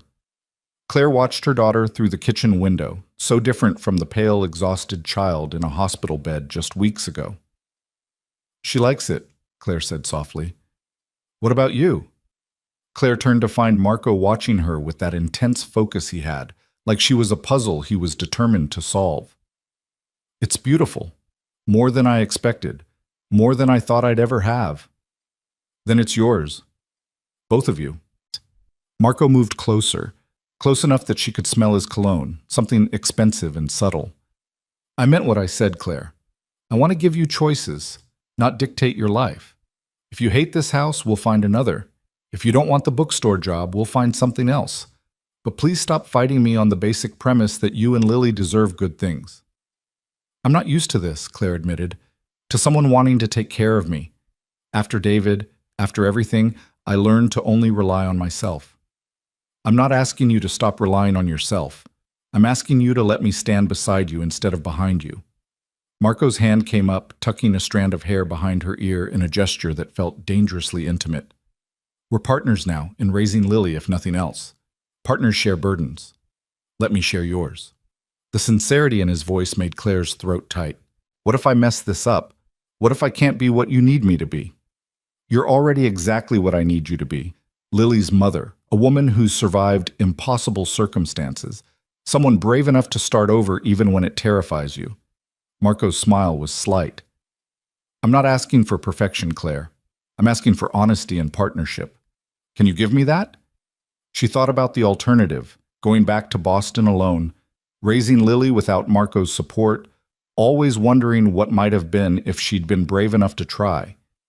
Thought about denying Lily the chance to really know her father, to have two parents who loved her instead of one exhausted woman doing her best. Yes, Claire said finally. I can give you that. Relief flickered across Marco's expression. Good. Then let's tell Lily this is home. They stayed in Chicago for 3 days, giving Lily time to adjust to the new house and meet the neighbors. Marco had somehow arranged for a family with a daughter Lily's age to live 2 doors down, and the two girls became instant friends over a shared obsession with dinosaurs. Claire met Jessica on the second day in a coffee shop that felt neutral enough for the confrontation she'd been dreading for 5 years. Her sister looked older, thinner, with lines of worry around her eyes that hadn't been there before. She stood when Claire entered, her expression somewhere between hope and terror. You came, Jessica said, her voice shaking slightly. Marco said you wanted to talk. Claire sat across from her, keeping the table between them like a barrier. So talk. Jessica's hands twisted around her coffee cup. I'm sorry. I know that's not enough, that it doesn't change anything, but I need you to know how sorry I am. For everything. For David. For not warning you sooner about his debts. For sleeping with my husband. Claire's voice was flat. For betraying me in every way that mattered? Yes, all of it. I was selfish and stupid, and I've regretted it every single day since. Tears slipped down Jessica's cheeks. I thought I loved him. I thought he loved me. But after you left, after David died, I realized he never loved either of us. He just used people and moved on when they stopped being useful. Claire wanted to feel satisfaction at her sister's pain, wanted the vindication of being right about David. Instead, she just felt tired. Why did you really want to see me? Because you're my sister, because I miss you, because I heard you're back in Chicago, and I don't know what I wanted. Forgiveness, maybe, or just the chance to tell you I'm sorry. I can't forgive you, Claire said honestly. Not yet. Maybe not ever. What you did broke something between us that I don't know how to fix. Jessica nodded, wiping at her eyes. I understand. I just wanted you to know that I tried, that I did try to warn you about David's danger, even if it was too late. Marco told me, you probably saved my life that night. The admission cost Claire something, but it was true. If Jessica hadn't shown up at her apartment, if she hadn't tried to warn her, Claire might not have run fast enough. I'm glad. I know I don't have the right to be glad about anything concerning you, but I am. Glad you're alive. Glad you're safe. Jessica hesitated. Marco's a good man. Better than David ever was. I hope you know that. Claire thought about Marco's patience with Lily, his careful respect for Claire's boundaries, the way he'd rearranged his life to accommodate theirs without demanding anything in return. I'm starting to. Good. You deserve someone good. Jessica stood, gathering her purse. I won't bother you again, but if you ever want to talk, ever need anything, I'm here. I'll always be here. She left before Claire could respond, and Claire sat in the coffee shop feeling strangely empty. She'd imagined this confrontation 1,000 times over the years. Imagined the things she'd say, the anger she'd unleash. Instead, there was just sadness for everything they'd both lost. Her phone buzzed, a text from Marco. How did it go? Strange. She apologized. I'm not ready to forgive her, but I listened. That's enough for now. Come home when you're ready. Lily wants to show you the treehouse. Home. The word sat strange and hopeful in Claire's mind. She texted back a simple okay and finished her coffee slowly, watching Chicago move past the windows. This city had broken her 5 years ago, but maybe it could rebuild her too. The treehouse was elaborate, clearly professionally built, with actual walls and a rope ladder that Lily was struggling to climb in her post-recovery state. Marco stood below, hands ready to catch her if she slipped, and Claire's heart seized at the casual protectiveness of the gesture. Mom, look! Lily called from the platform. There's books up here, and pillows. Marco said it can be my reading fort. It's amazing, baby, Claire called back, then turned to Marco with raised eyebrows. A treehouse, really? She mentioned once that she'd always wanted one. I had it built while we were in Boston. Marco shrugged like this was perfectly normal. Every kid should have a reading fort. You're spoiling her. I'm making up for lost time. There's a difference. Claire couldn't argue with that logic much as she wanted to. What happens when she expects grand gestures for everything? When normal life seems boring compared to this? Marco's expression grew serious. Then we teach her that love isn't about grand gestures. That it's about showing up every day, about being present even when it's hard, about choosing her over and over again. The treehouse is just wood and nails, Claire. What matters is that I'm here to read books in it with her. He was right, and Claire knew it, but accepting help still felt like admitting weakness, like conceding that she couldn't do this alone. Which was true. She couldn't, not anymore. But the admission stung. I need to find a job, she said abruptly. A real job that I earned, not something you arranged. The bookstore position is real. The owner was planning to sell anyway. I just made sure you had first consideration. I need to do this myself, Marco. I need something that's mine, that I built without your help. Marco studied her for a long moment. Okay, then do that. Find your own job. Make your own choices. I'll support whatever you decide. It should have felt like victory. Instead, it felt like being lost, set adrift from the support she'd just spent days accepting. Claire wrapped her arms around herself, confused by her own contradictions. I don't know what I want, she admitted quietly. Part of me wants your help, wants to accept everything you're offering. Part of me is terrified of depending on you, of losing myself the way I did with David. I'm not David. Marco's voice was firm but gentle. I'm not going to diminish you or make you feel small. But I also can't make you trust me, Claire. That has to come from you. How do I do that? How do I trust again after everything? One day at a time. One choice at a time. And by letting me prove I'm worth the risk. Marco glanced up at the treehouse where Lily was absorbed in a book. I'm not going anywhere. Whether you trust me today or a year from now, I'll still be here. Because she's worth it. And so are you. The words settled over Claire like a promise, and she found herself believing them despite her fears. That night, after Lily was asleep in her new bedroom, Claire and Marco sat in the kitchen with glasses of wine and 5 years of unspoken history between them. Tell me about those years, Claire said. What you did. Who you became. Marco swirled his wine thoughtfully. I consolidated power, eliminated threats, built legitimate businesses to balance the less legitimate ones. Tried to become someone my mother would have been proud of instead of someone my father was. Did you succeed? I'd like to think so.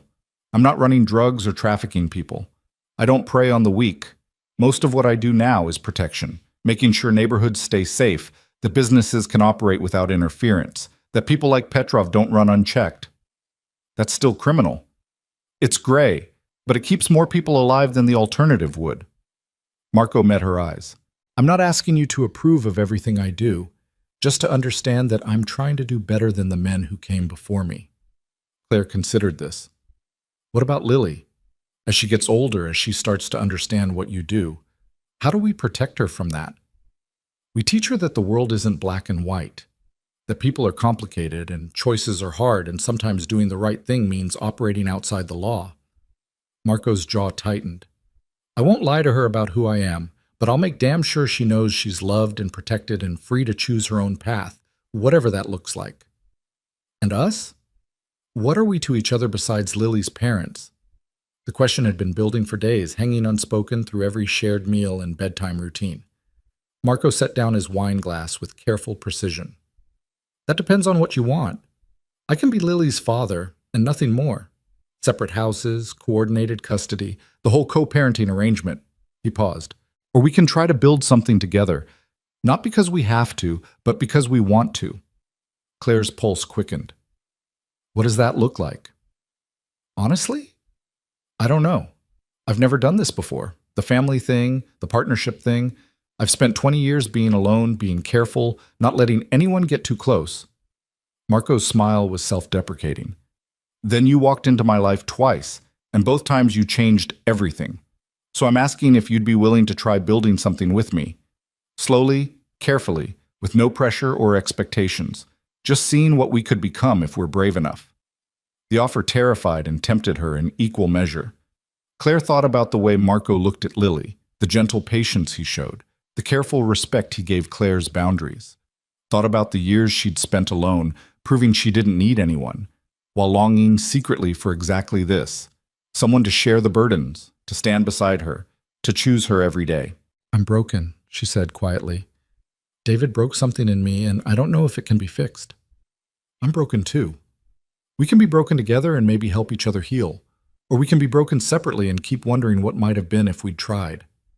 Marco reached across the table, his hand open in invitation. I'm willing to try if you are. Claire looked at his hand, at the simple offer of partnership it represented.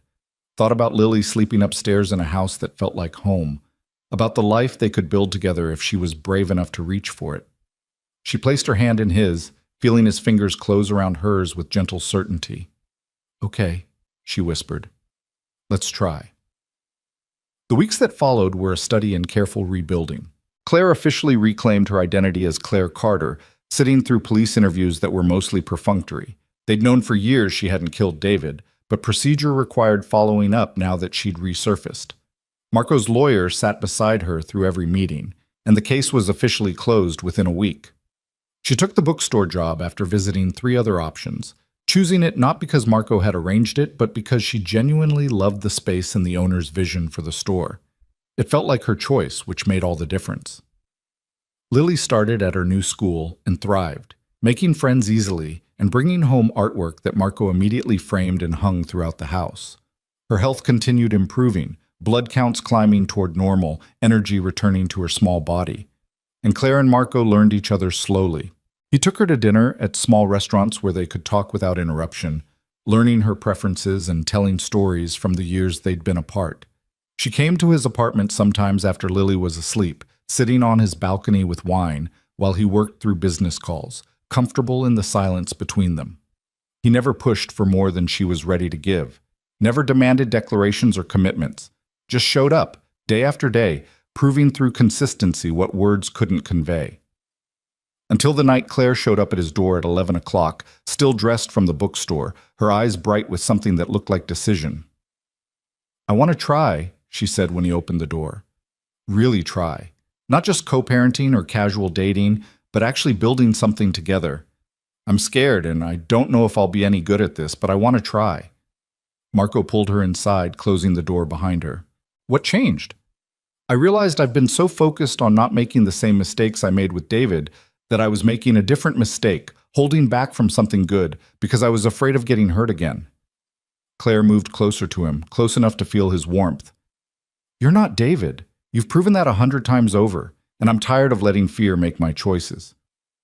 Claire, his voice was rough with emotion.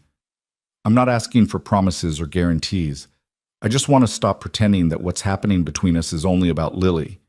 It's about us too. About what we could become if we're honest about wanting each other. Marco's hand came up to cup her face, his thumb tracing her cheekbone with reverent gentleness. I've wanted you since the moment I pulled you into that doorway 5 years ago. I've spent all this time trying to be patient, to give you space, to prove I'm worth the risk. But Claire, if you're asking what I want everything. You, Lily, a life we build together, all of it. Then take it, Claire whispered. Take me. Show me what it looks like when someone chooses me because they want to, not because they have to. Marco kissed her then, deep and slow and full of 5 years of longing. Claire melted into him, her hands fisting in his shirt, and felt something inside her chest finally unlock. This was what she'd been afraid of, this overwhelming feeling of safety and desire tangled together, the terrifying vulnerability of letting someone in completely. But Marco held her like she was precious, kissed her like she was worth everything, and Claire let herself believe that maybe, just maybe, this time would be different.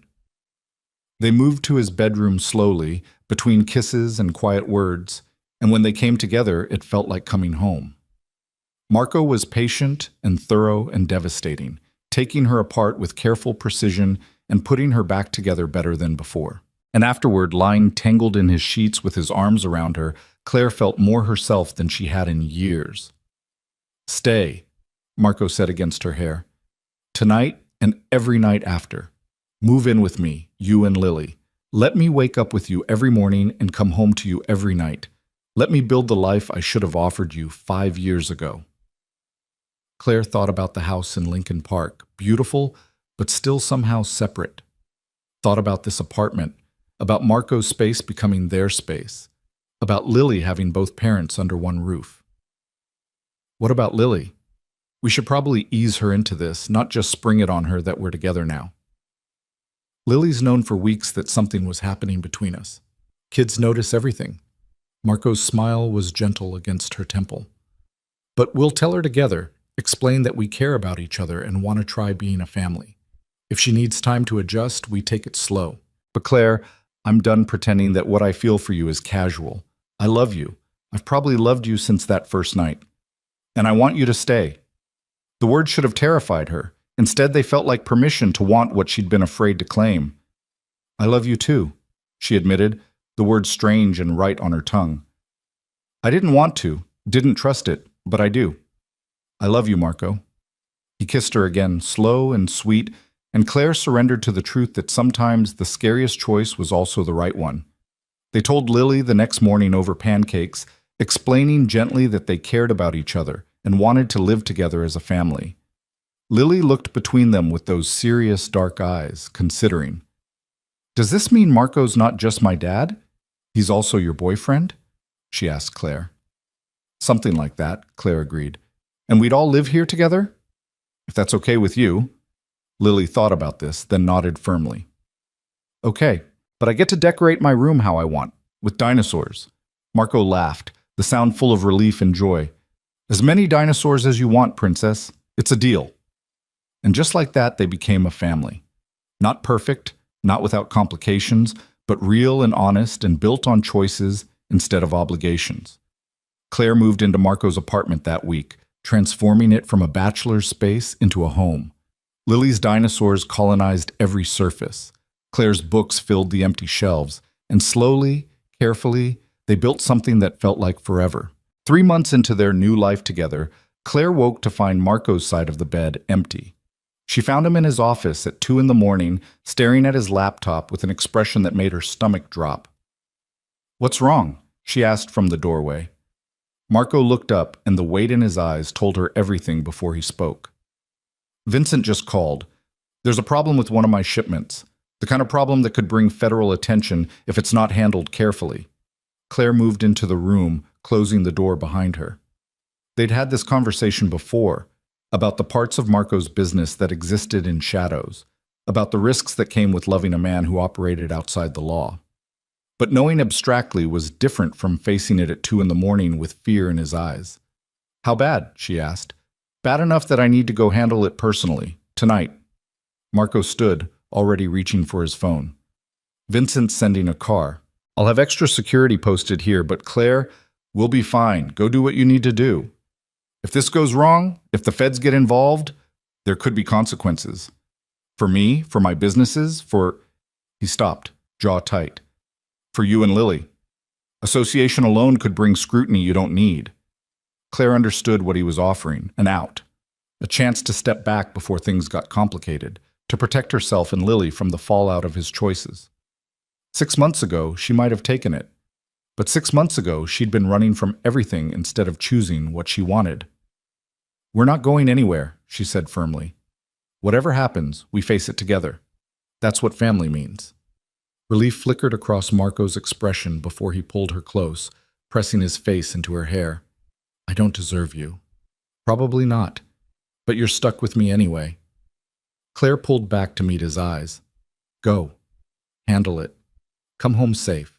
He kissed her hard and desperate, then left without looking back. Claire stood in the empty office and tried not to think about all the ways this could go wrong. Instead, she checked on Lily, sleeping peacefully surrounded by stuffed dinosaurs, then made coffee and waited. Vincent called at dawn. "It's contained," he said without preamble. "Marco's handling the last details. He'll be home in a few hours." "Was anyone hurt?" A pause. No one who didn't deserve it. The situation's resolved, Ms. Carter. Your family's safe. The call ended, and Claire sat with her cooling coffee, processing Vincent's careful words. Someone had deserved to be hurt. Marco had made that call, had done whatever necessary to protect what was his. And Claire found she couldn't even summon horror at the implications. Only relief that he was safe, that they were all safe. Maybe that made her complicit. Maybe loving Marco meant accepting parts of him that existed in moral gray areas. But she'd spent 5 years trying to build a life from sanitized pieces, and it had been hollow. This messy, complicated truth felt more real than anything she'd had before. Marco came home as the sun was fully up, looking exhausted but unharmed. Lily was still asleep, and Claire met him in the kitchen with coffee and questions she didn't ask. He pulled her into his arms and just held her for long minutes, and she understood that whatever had happened in the dark hours of morning, it had cost him something. "It's over?" she asked quietly. "It's over. The problem's eliminated, and the feds won't find anything worth investigating." Marco's voice was rough with fatigue. "I'm sorry. I know this isn't the life you signed up for. I signed up for you, all of you, including the parts that scare me." Claire pulled back to look at him. "But Marco, I need to know, are we safe? Really safe? Or is this going to keep happening?" He was quiet for a long moment, and Claire saw him wrestling with honesty. "I'm working on transitioning fully legitimate. Most of my operations already are. But there are still pieces that exist in gray areas, relationships that can't be severed cleanly without creating more problems than they solve. It'll take time." "How much time?" "A year, maybe 2. I'm building exit strategies, but they have to be careful. People in my position don't just retire, they have to be smart about it." Marco's hand came up to cup her face. "I'm trying, Claire. I'm trying to become someone who doesn't keep you up at night worrying. But I need you to be patient with me." Claire thought about what that meant. 2 more years of nights like this, of wondering if he'd come home safe, of raising Lily in the shadow of his complicated world. It should have been too much to ask. Maybe it was. But when she looked at Marco, exhausted and honest and trying so hard to be better, she couldn't walk away. 2 years, she said. "But Marco, at the end of that, I need you to be done, completely done. Because Lily's getting older, and she's going to start asking questions, and I need to be able to tell her that her father made different choices. Can you do that?" "Yes." No hesitation, no hedging. 2 years, and I'm out. I promise. It was a promise that would reshape his entire life, Claire knew, but he offered it without flinching, and she believed he meant it. The months that followed tested that promise in ways neither of them anticipated. Marco threw himself into legitimizing his businesses with single-minded focus, selling off questionable operations and investing in clean ventures. It meant long hours and difficult negotiations, and occasionally dangerous confrontations with people who didn't want him to leave. Claire watched him transform through sheer determination, becoming the man he'd promised to be. And she supported him however she could, managing the household, raising Lily, being the steady presence he came home to when everything else was chaos. But it wasn't all darkness and danger.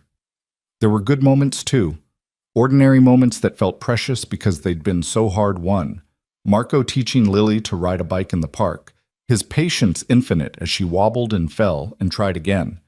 Sunday morning pancakes where they all worked together, Lily cracking eggs with fierce concentration while Claire mixed batter and Marco told terrible jokes. Family movie nights where they piled on the couch with popcorn and argued good-naturedly about whether dinosaur documentaries counted as entertainment. Claire fell deeper in love with him during those moments, watching him be gentle with their daughter, watching him choose family over business again and again. This was who Marco DeLuca really was beneath the dangerous reputation, a man trying desperately to be worthy of the people he loved. Lily thrived too. Her health continued improving until Dr. Singh officially declared her in full remission, her bone marrow producing healthy blood cells with no sign of the disorder returning. She shot up 3 inches in 6 months, all gangly limbs and boundless energy. Her curiosity was insatiable. She wanted to know everything about everything, from why the sky was blue to how Marco's businesses worked to whether Claire would ever marry her father.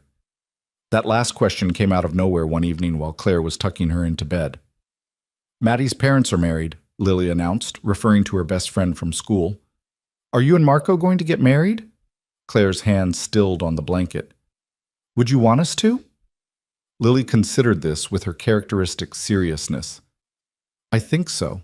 Maddie says married means you promise to stay together forever, and I want us to stay together forever.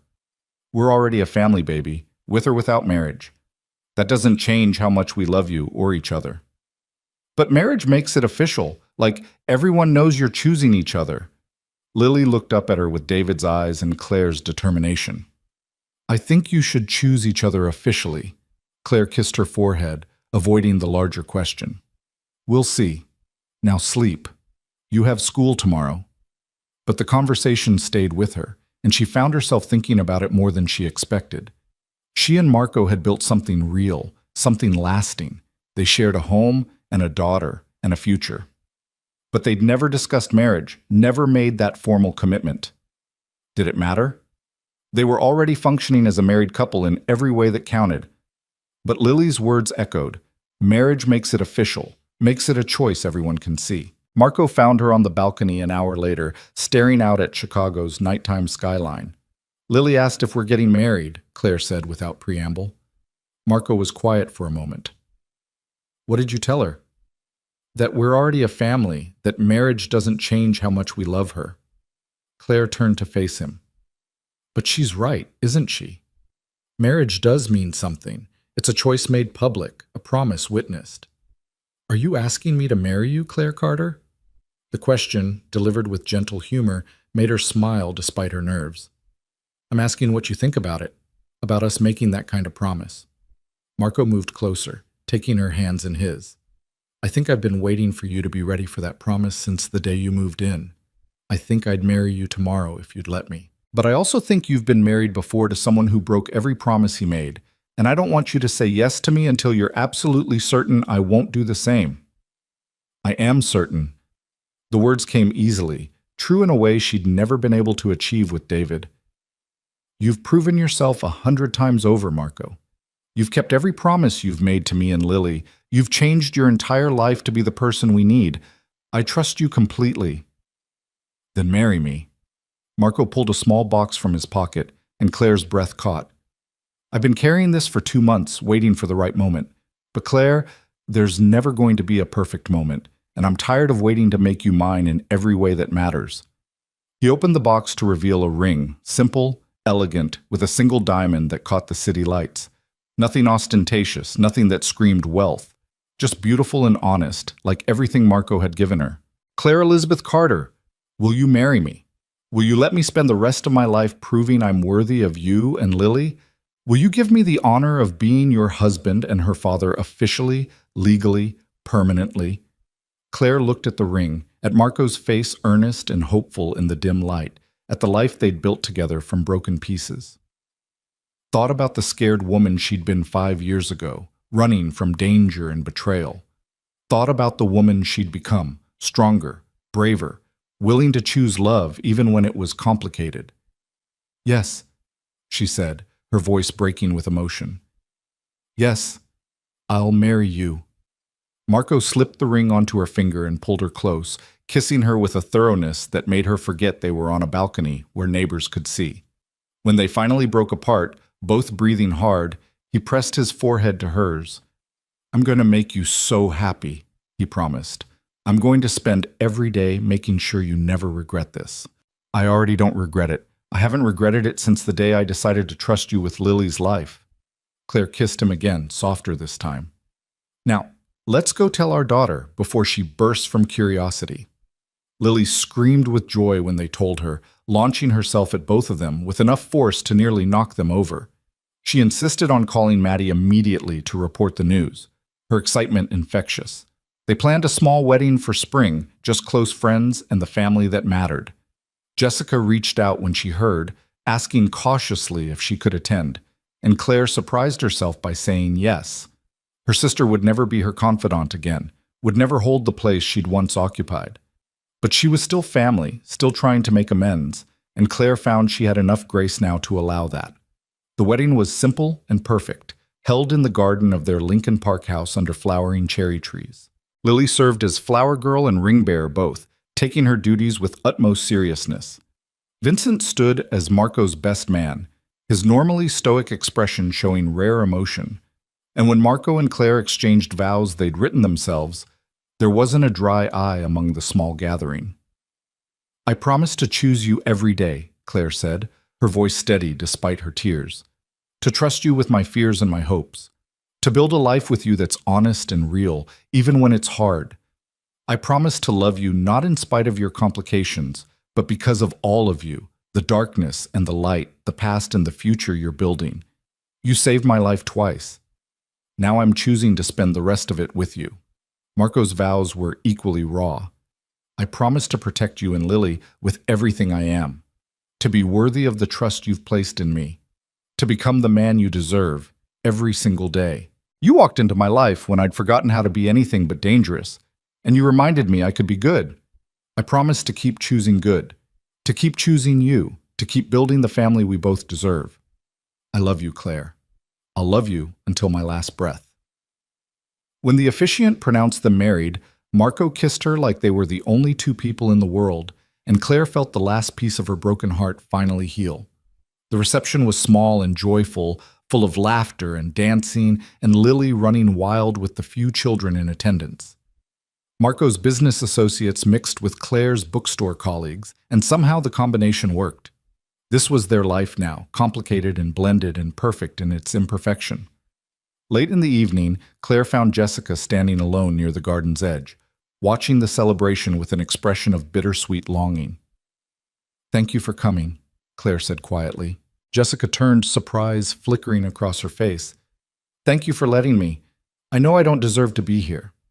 "Maybe not, but you're still my sister, and I'm trying to believe people can change. That mistakes don't have to define us forever." Claire glanced back at Marco, who was dancing with Lily on his feet, both of them laughing. "He changed. I changed. Maybe you have too." "I'm trying. I've been in therapy, working on understanding why I made the choices I did, why I hurt you." Jessica's voice was thick with emotion. "I can't take it back, can't undo the damage, but I'm trying to be better." "That's all any of us can do." Claire surprised herself by reaching out, squeezing her sister's hand briefly. "I'm not ready to be close again, but I'm willing to let you try to earn back my trust. Slowly." Jessica nodded, tears spilling down her cheeks. "Slowly. I can do slowly. Thank you, Claire." After Jessica left, Claire rejoined her husband. Her husband, the word still strange and wonderful on her tongue, and let him pull her into a dance. Lily had finally worn herself out and was asleep on Vincent's shoulder, the stoic security chief looking vaguely panicked at the responsibility of holding a sleeping child. "Happy?" Marco asked against her ear. "Deliriously." Claire looked up at him, at this man who'd saved her and loved her and chosen her every single day. "Although I have some news that might make you even happier." Something in her tone made Marco pull back, studying her face. "What kind of news?" "The kind that involves tiny clothes and sleepless nights, and Lily becoming a big sister in about 7 months. Marco's expression went through a rapid series of changes: shock, joy, wonder, and finally pure elation. "You're pregnant?" "Found out last week. I wanted to wait until after the wedding to tell you, make today about us. But yes, we're having a baby." Marco lifted her off her feet, spinning her around while Claire laughed and demanded he put her down before he made her dizzy. When he finally did, he kissed her with such tenderness it made her chest ache. "I love you," he said. "Both of you. All of you. Our whole complicated, beautiful family. I love you too. Even though you're about to find out what it's like to have a newborn and a 6-year-old simultaneously. Bring it on. I'm ready for anything as long as I have you." The months that followed were a blur of preparations and transformations. Marco finished the last of his business transitions, officially retiring from anything that existed in moral gray areas. He kept the restaurants, the real estate holdings, the import business that dealt exclusively in legal goods. Everything else was sold or shut down, and he walked away from that life without looking back. Claire watched him become fully legitimate with pride and relief. This was the man she'd needed him to be, the father Lily and their unborn child deserved. He'd kept his promise, had changed his entire world to build the life they'd committed to together. Lily was thrilled about the prospect of a sibling, though her enthusiasm was tempered by serious concerns about whether the baby would like dinosaurs as much as she did. Marco assured her solemnly that he would make sure the baby received proper dinosaur education, and Lily seemed satisfied with this plan. The pregnancy was easier than Claire's first had been, probably because she wasn't running from danger or hiding her identity or trying to survive alone. She had Marco beside her for every appointment, every milestone, every moment of fear or joy. He read parenting books with the same focus he'd once applied to business strategy, determined to be the best father possible. Their son was born on a snowy January morning, 6 pounds of perfect health and impressive lungs. They named him James Marco DeLuca, and Lily immediately nicknamed him JJ and appointed herself his personal protector.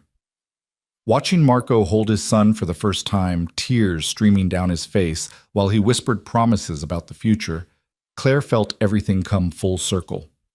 This family they'd built from broken pieces, this life they'd chosen despite every reason to run, it was real and lasting and worth every risk they'd taken. 6 months after JJ's birth, Marco surprised Claire with one final gesture. He'd purchased the building where her bookstore operated and renovated the upstairs apartment into a reading space and community center. "It's yours," he said, handing her the keys. "The whole building. The bookstore stays, obviously, but the upstairs is whatever you want it to be. A place for kids' reading programs, writing workshops, whatever your heart desires. Consider it a very late wedding present." Claire stood in the empty space, imagining the possibilities. A place to build community, to share her love of books, to create something lasting that was entirely hers. "Marco, this is too much. It's not nearly enough. You gave me a family, Claire. You gave me purpose and love and reasons to be better. This is just a building." He pulled her close, careful of JJ sleeping against her chest in his carrier. "Although if you'd rather have something else, I can—" "No, this is perfect, absolutely perfect." Claire kissed him, pouring 5 years of gratitude and love into the gesture. "Thank you for this, for everything, for being exactly who you promised to be. Always. That's what we promise each other now. Always." They built the community center together over the following months, with Lily's input heavily featured in the children's section design.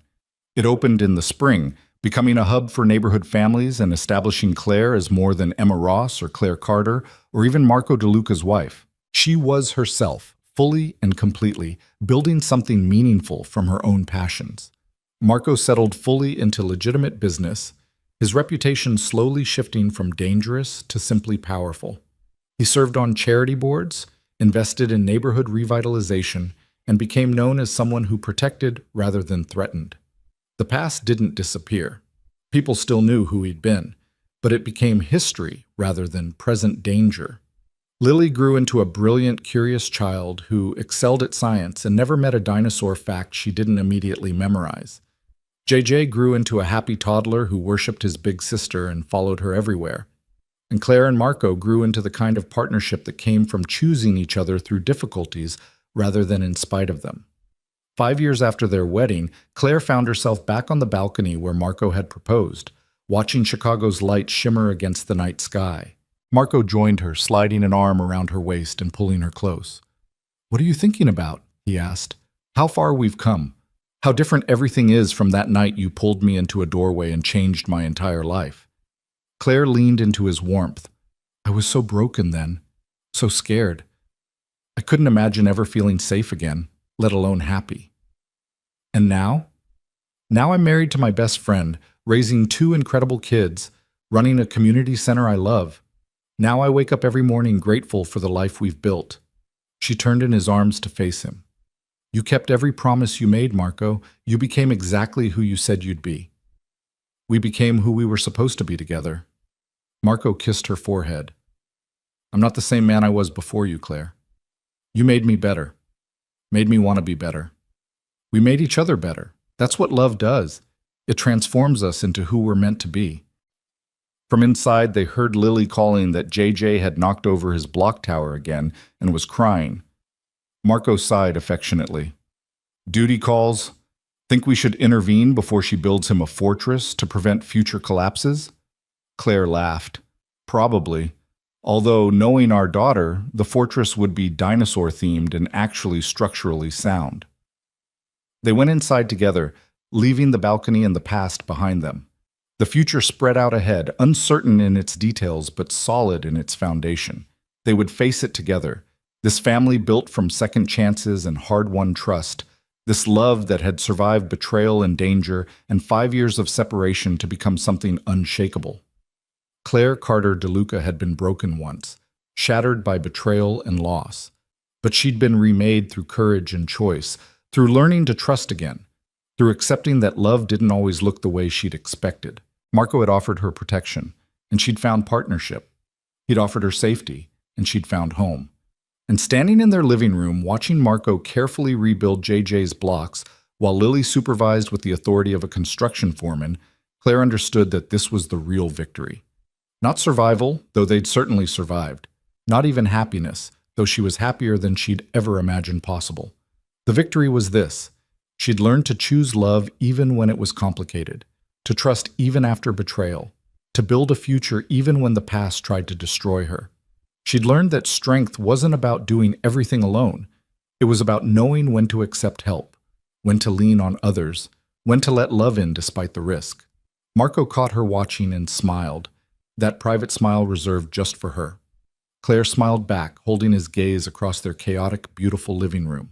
She'd signed divorce papers once, torn up a pregnancy test, and walked away from everything she'd known. That choice had led her here, to this moment, to this family, to this love that had saved her in every way that mattered. And she would choose it all again. The fear, and the risk, and the leap of faith. Because on the other side was everything she'd never known she needed.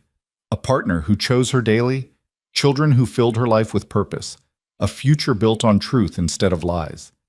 Claire had spent 5 years hiding, but she was done hiding now.